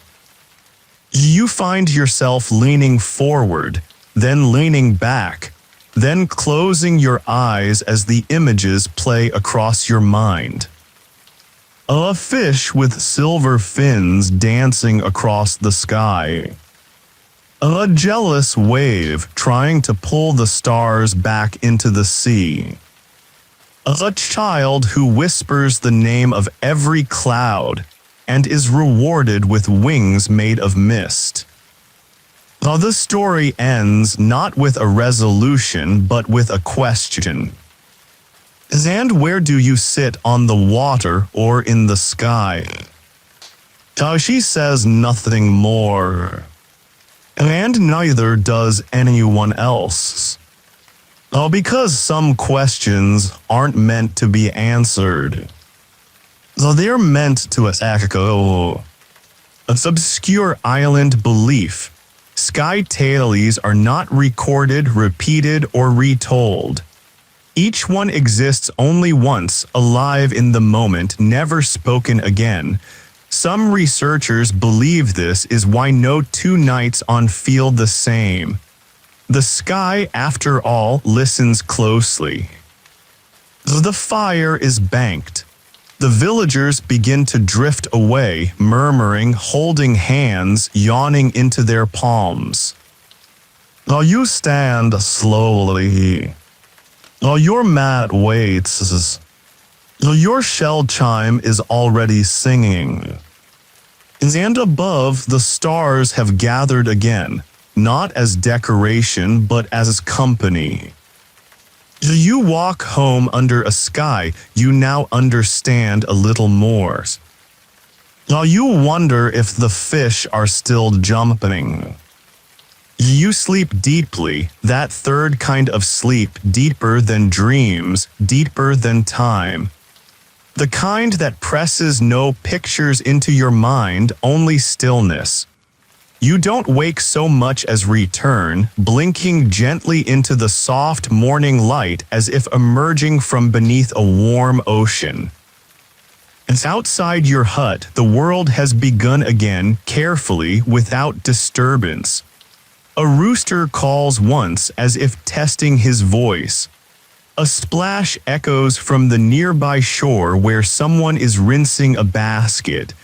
The island stretches in long, lazy breaths. Today is rain day. Although it's not raining yet. It's not about weather, strictly speaking. Rain day is observed whether water falls or not. It's a cultural pause, a celebration of what cannot be controlled. A ritual of readiness and gratitude and mud. You're handed a woven wrap, a loose tunic of plant-dyed fiber with shades of blue and green meant to welcome the rain. The villagers wear them differently on this day, draped wide, tied at the shoulder, leaving hands and feet uncovered.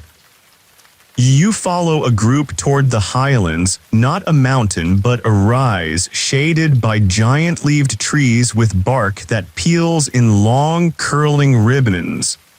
The path is slick with dew. As you walk, the sky grows heavy above you, not ominous, just contemplative, pregnant with possibility. Halfway up, someone begins to hum, a soft, syncopated tone. Another joins, then another. It's not a melody, more of a shared breath, a musical shrug. Oh, and then it happens. The first drop. You feel it on your arm, round, cool, confident, then another, then 5, then 50. And just like that, the rain comes. Not in anger, not in warnings. Just a presence. As everyone begins to laugh, not loud, not childish, but deeply. The way a body laughs when it knows it's being cleaned. You tilt your face upward. The water hits your cheeks, your forehead, your tongue. It tastes faintly like iron, leaves, and something familiar you can't quite name. Someone turns to you. It's been walking toward us for days, they say. Rain never hurries. You walk into it. No one runs for cover. No one shields themselves. Clothes cling, hair flattens, but no one seems bothered. On the contrary, rain day is for soaking. It's historical fact. Rain day was both spiritual and agricultural. The belief was that each person needed to be washed by the first rain of the week to reset the skin. Children were told that rain took away old thoughts to make room for better ones. Elders claimed it whispered new dreams directly into the hair. You sit under a wide-leafed tree, not for shelter but for rhythm. The drops hitting the leaf tips make a kind of slow drumbeat. The woman next to you begins tapping her fingers on her knee in time with it. Another joins in, clapping gently. Then someone nearby sings a one-word refrain. The word you heard before, a name for the silence, a name for the space between. You repeat it under your breath, not chanting, just tasting it. Rain pours. Earth drinks. Though the island listens. Though the rain stops just as it began, not suddenly, not ceremonially, just quieter now. As it leaves behind a glistening world, leaves shine like mirrors. Stones wear pearl-colored crowns. Every surface is cleaner than it was a moment ago, including, you suspect, your spirit. Back in the village, a long length of bark cloth has been stretched between poles and is slowly being painted with rainwater and natural dyes. This is the rain memory scroll, a record of the storm. The pigments run freely across the cloth, no outlines, no boundaries. Each swirl is guided by drops. It remembers how the water fell, one artist tells you. This is our map of feeling. You're invited to touch the scroll. You dip your fingers in the indigo bowl, press your thumb to the cloth. A small, cloudy mark remains. You don't sign your name, you don't need to, it's not about ownership. It's about being included. Now then comes the mud dance. It begins at the center of the village, where a shallow pit has collected a thick clay-like mud the color of roasted yam. Children are the first in, stomping gleefully, splattering each other, slipping and howling in joy. Then teenagers join, then elders. Even the goat seems slightly interested. You're pulled in by a laughing woman who tugs your hand without asking. The feet meet earth, arms rise, everyone moves. It's not graceful, but it's beautiful. The dance has no structure, no leader, and no conclusion. Just waves of motion, laughter, and the slow surrender to slipperiness. As obscure tradition, the mud dance was originally a planting ritual performed to stomp compost into soil. But over centuries it became something more, a celebration of humility. You can't dance in mud without looking silly. You can't stay clean, that's the point. As afterward, everyone walks toward the river. As the mud dries on your legs, it cracks, it itches. It reminds you that your body is part of the land now. As at the water's edge you step in together. The river is warm, fresh, forgiving. It lifts the dirt from your skin without judgment. A child beside you says, "Now you're real." You laugh. You believe her. You rinse the last of the clay from your hands and watch it swirl away. The sun has returned now, brighter but softened, like someone turned the volume down on the sky. You climb the bank. Someone hands you a clean cloth and a warm drink made from herbs and stones. Yes, stones, heated in fire, they explain. It reminds the tea how to speak. You drink. You dry. And you sit with others near the fire, warm and tired and light. The rain day is almost over. But the feeling it left, that fresh, undone feeling, lingers, like mist that forgot to leave. You know now. Some days are for doing, and some are for becoming. As the sun lowers itself gently toward the edge of the sea, the village begins to prepare for one of the rarest and most quietly anticipated rituals of the month, the mirror hour. It has nothing to do with actual mirrors. Or rather, nothing to do with silvered glass. It's an hour in which everything reflects something else. And people take on each other's work. Children teach the elders a game, the quiet speak more, the loud listen longer, the cook is served a meal, the storyteller is told a story. You're told this in passing by a boy balancing an egg on a flat stone. We all become something else for a while, he says. It helps remind us that nothing we are is permanent. You're assigned a role too. You, the newcomer, the listener, the quiet observer, are asked to lead a walk. As at first you resist, lead, but no one expects you to know where you're going. Though that's not the point. They follow you as you walk slowly toward the west side of the island. The wind is soft but present, as if watching closely. You take the narrow path through the thick-leafed trees, past the hammock garden, past the ridge of red stones that always seem warmer than the others. No one speaks. They're listening to the shape of your silence. When you reach the coast, you stop at a flat rock that smells like sun and salt. You sit, they sit.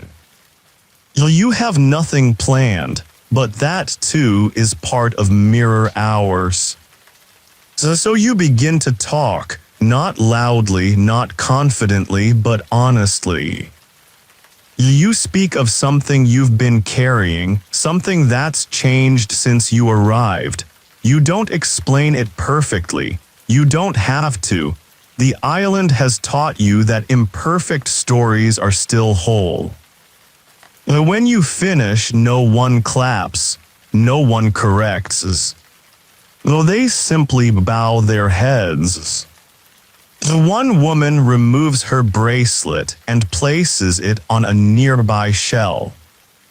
Not for you, not as a gift, but as a mark of recognition.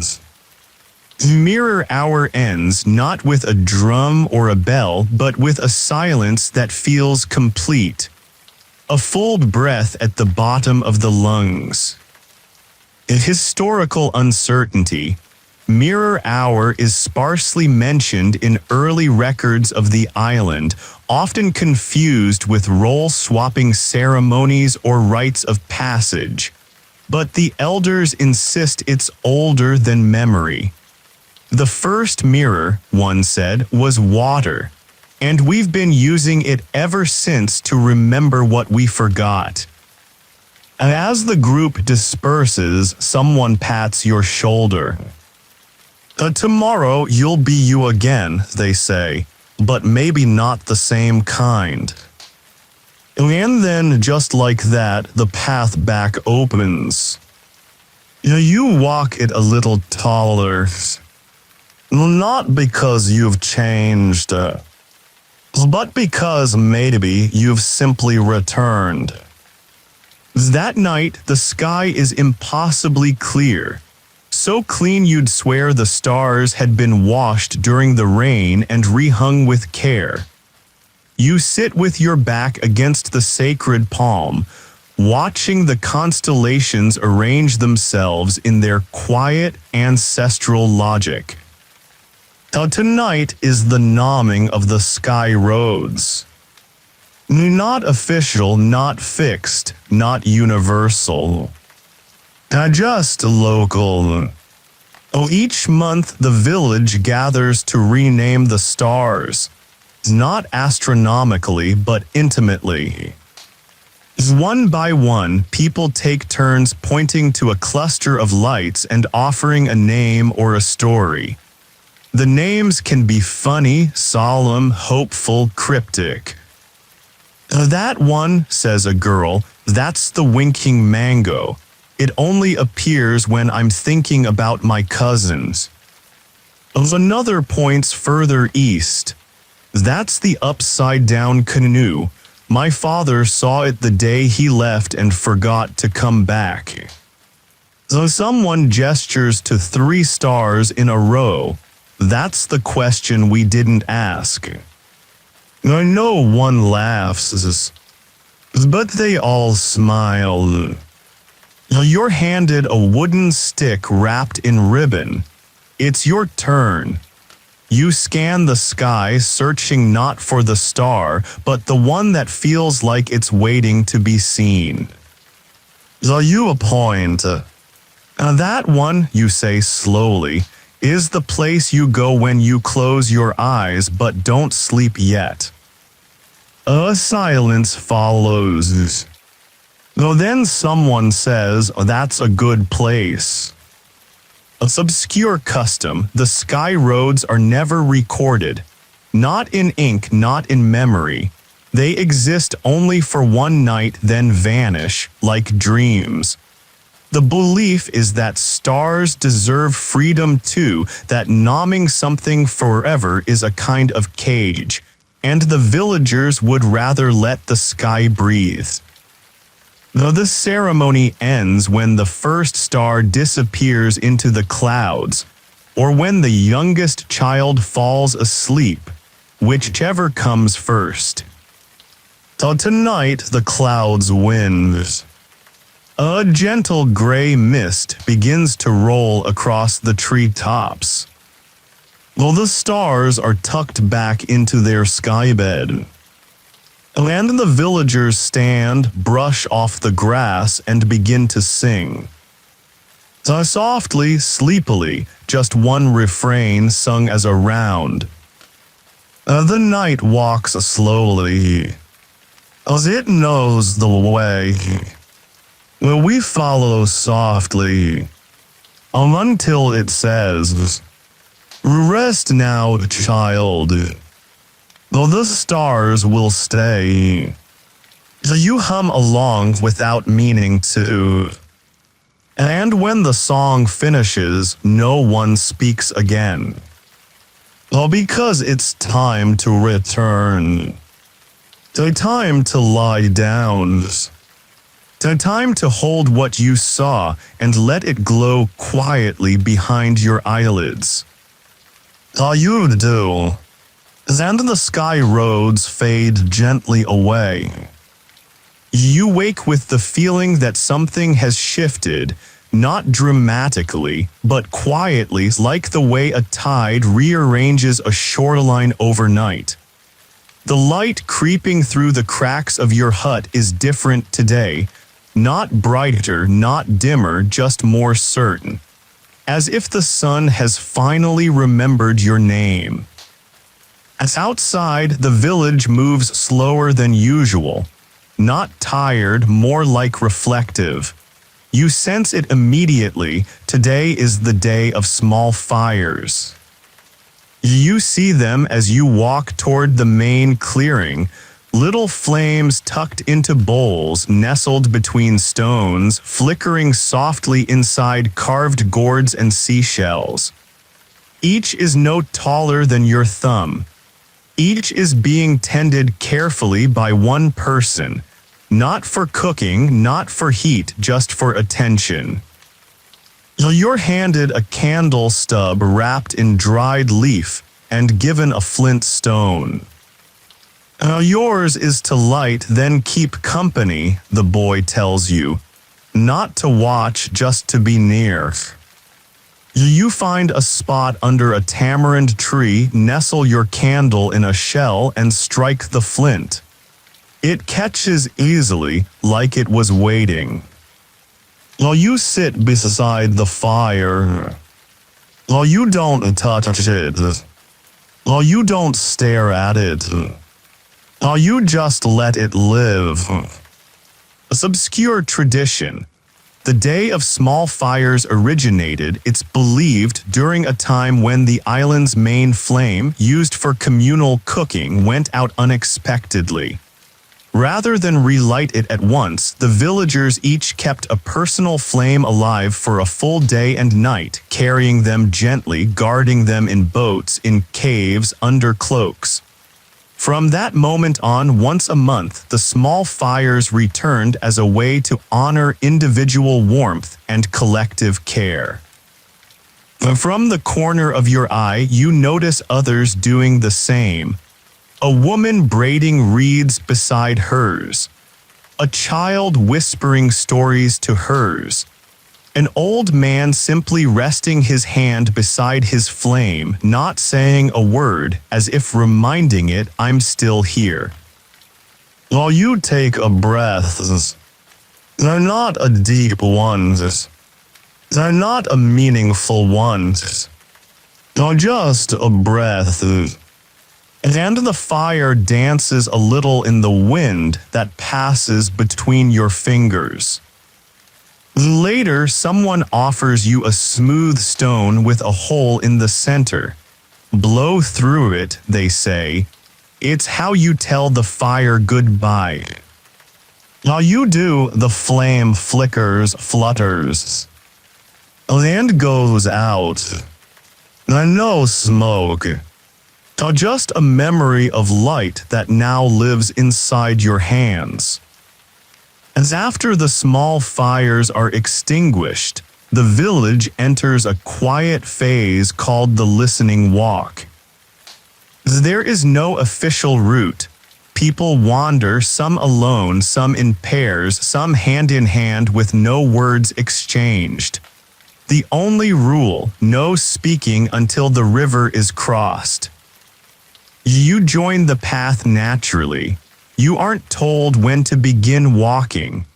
Your feet just start. Ahead of you, a line of villagers moves like a slow, thoughtful current, following the old stone steps that lead through the mango grove and across the shaded hills. The walk is not long, but it is slow. Every leaf seems to rustle louder today. Every branch creaks like it has something to say. Somewhere nearby, you hear the soft, rhythmic tapping of a beetle against bark. Someone pauses to listen. No one asks why. The river, shallow and glinting, cuts across the path like a silver thread. There's a stone crossing, 7 flat steps worn smooth from years of silence. As you step onto them, you notice the water hums. Not loudly, but clearly, like it knows its part in this ritual. And as you step off the final stone, something shifts.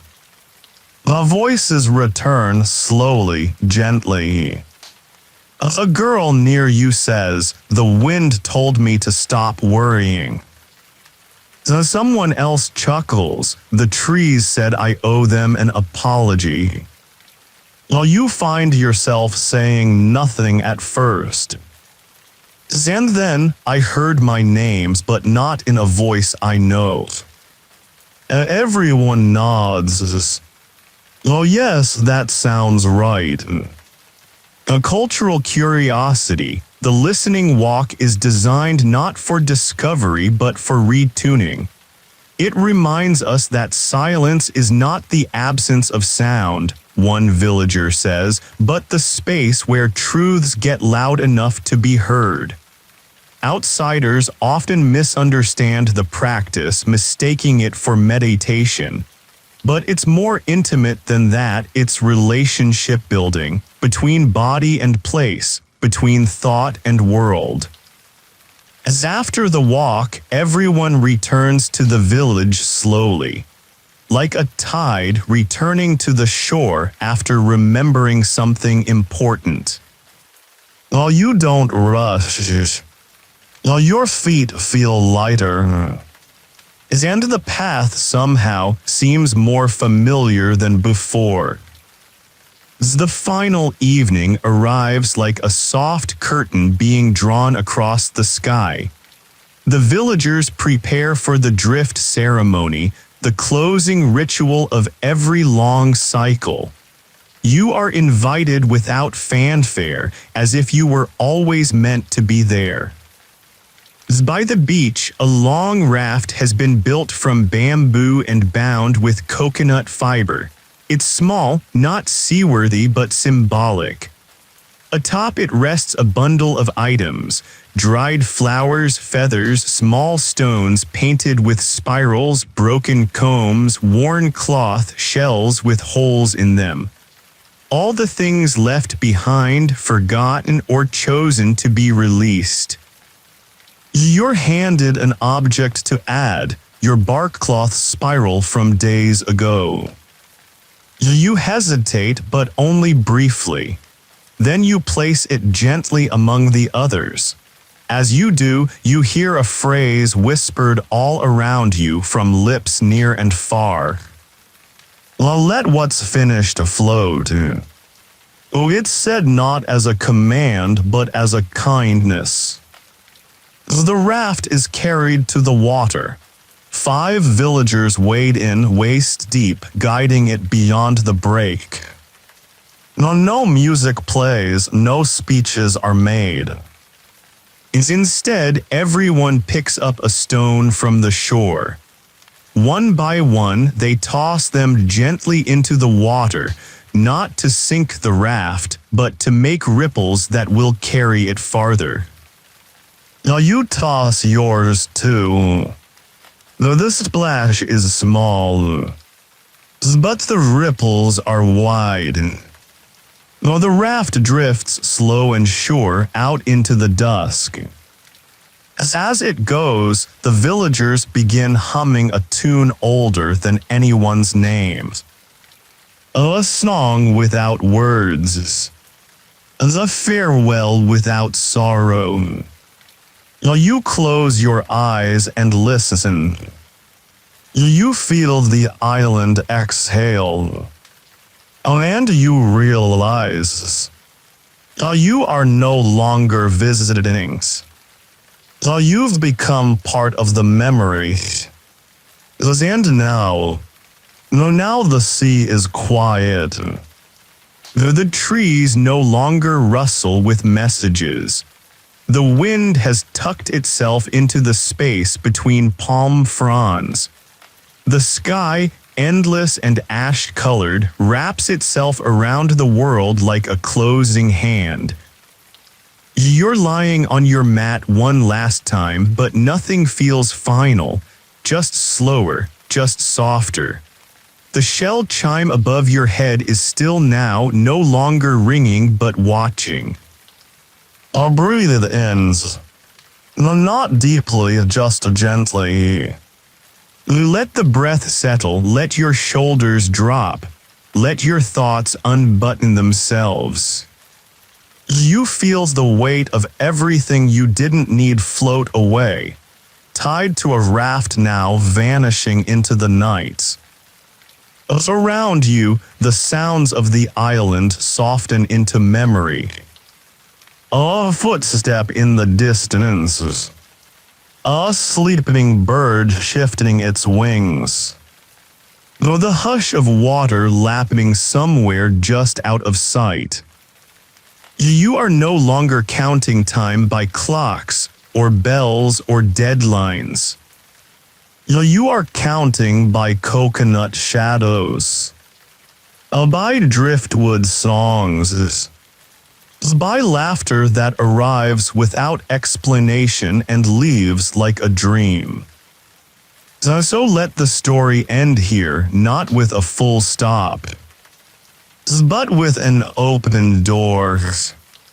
One you can drift through back into sleep. Back into your own stillness. And maybe if you listen hard enough, you'll hear it too.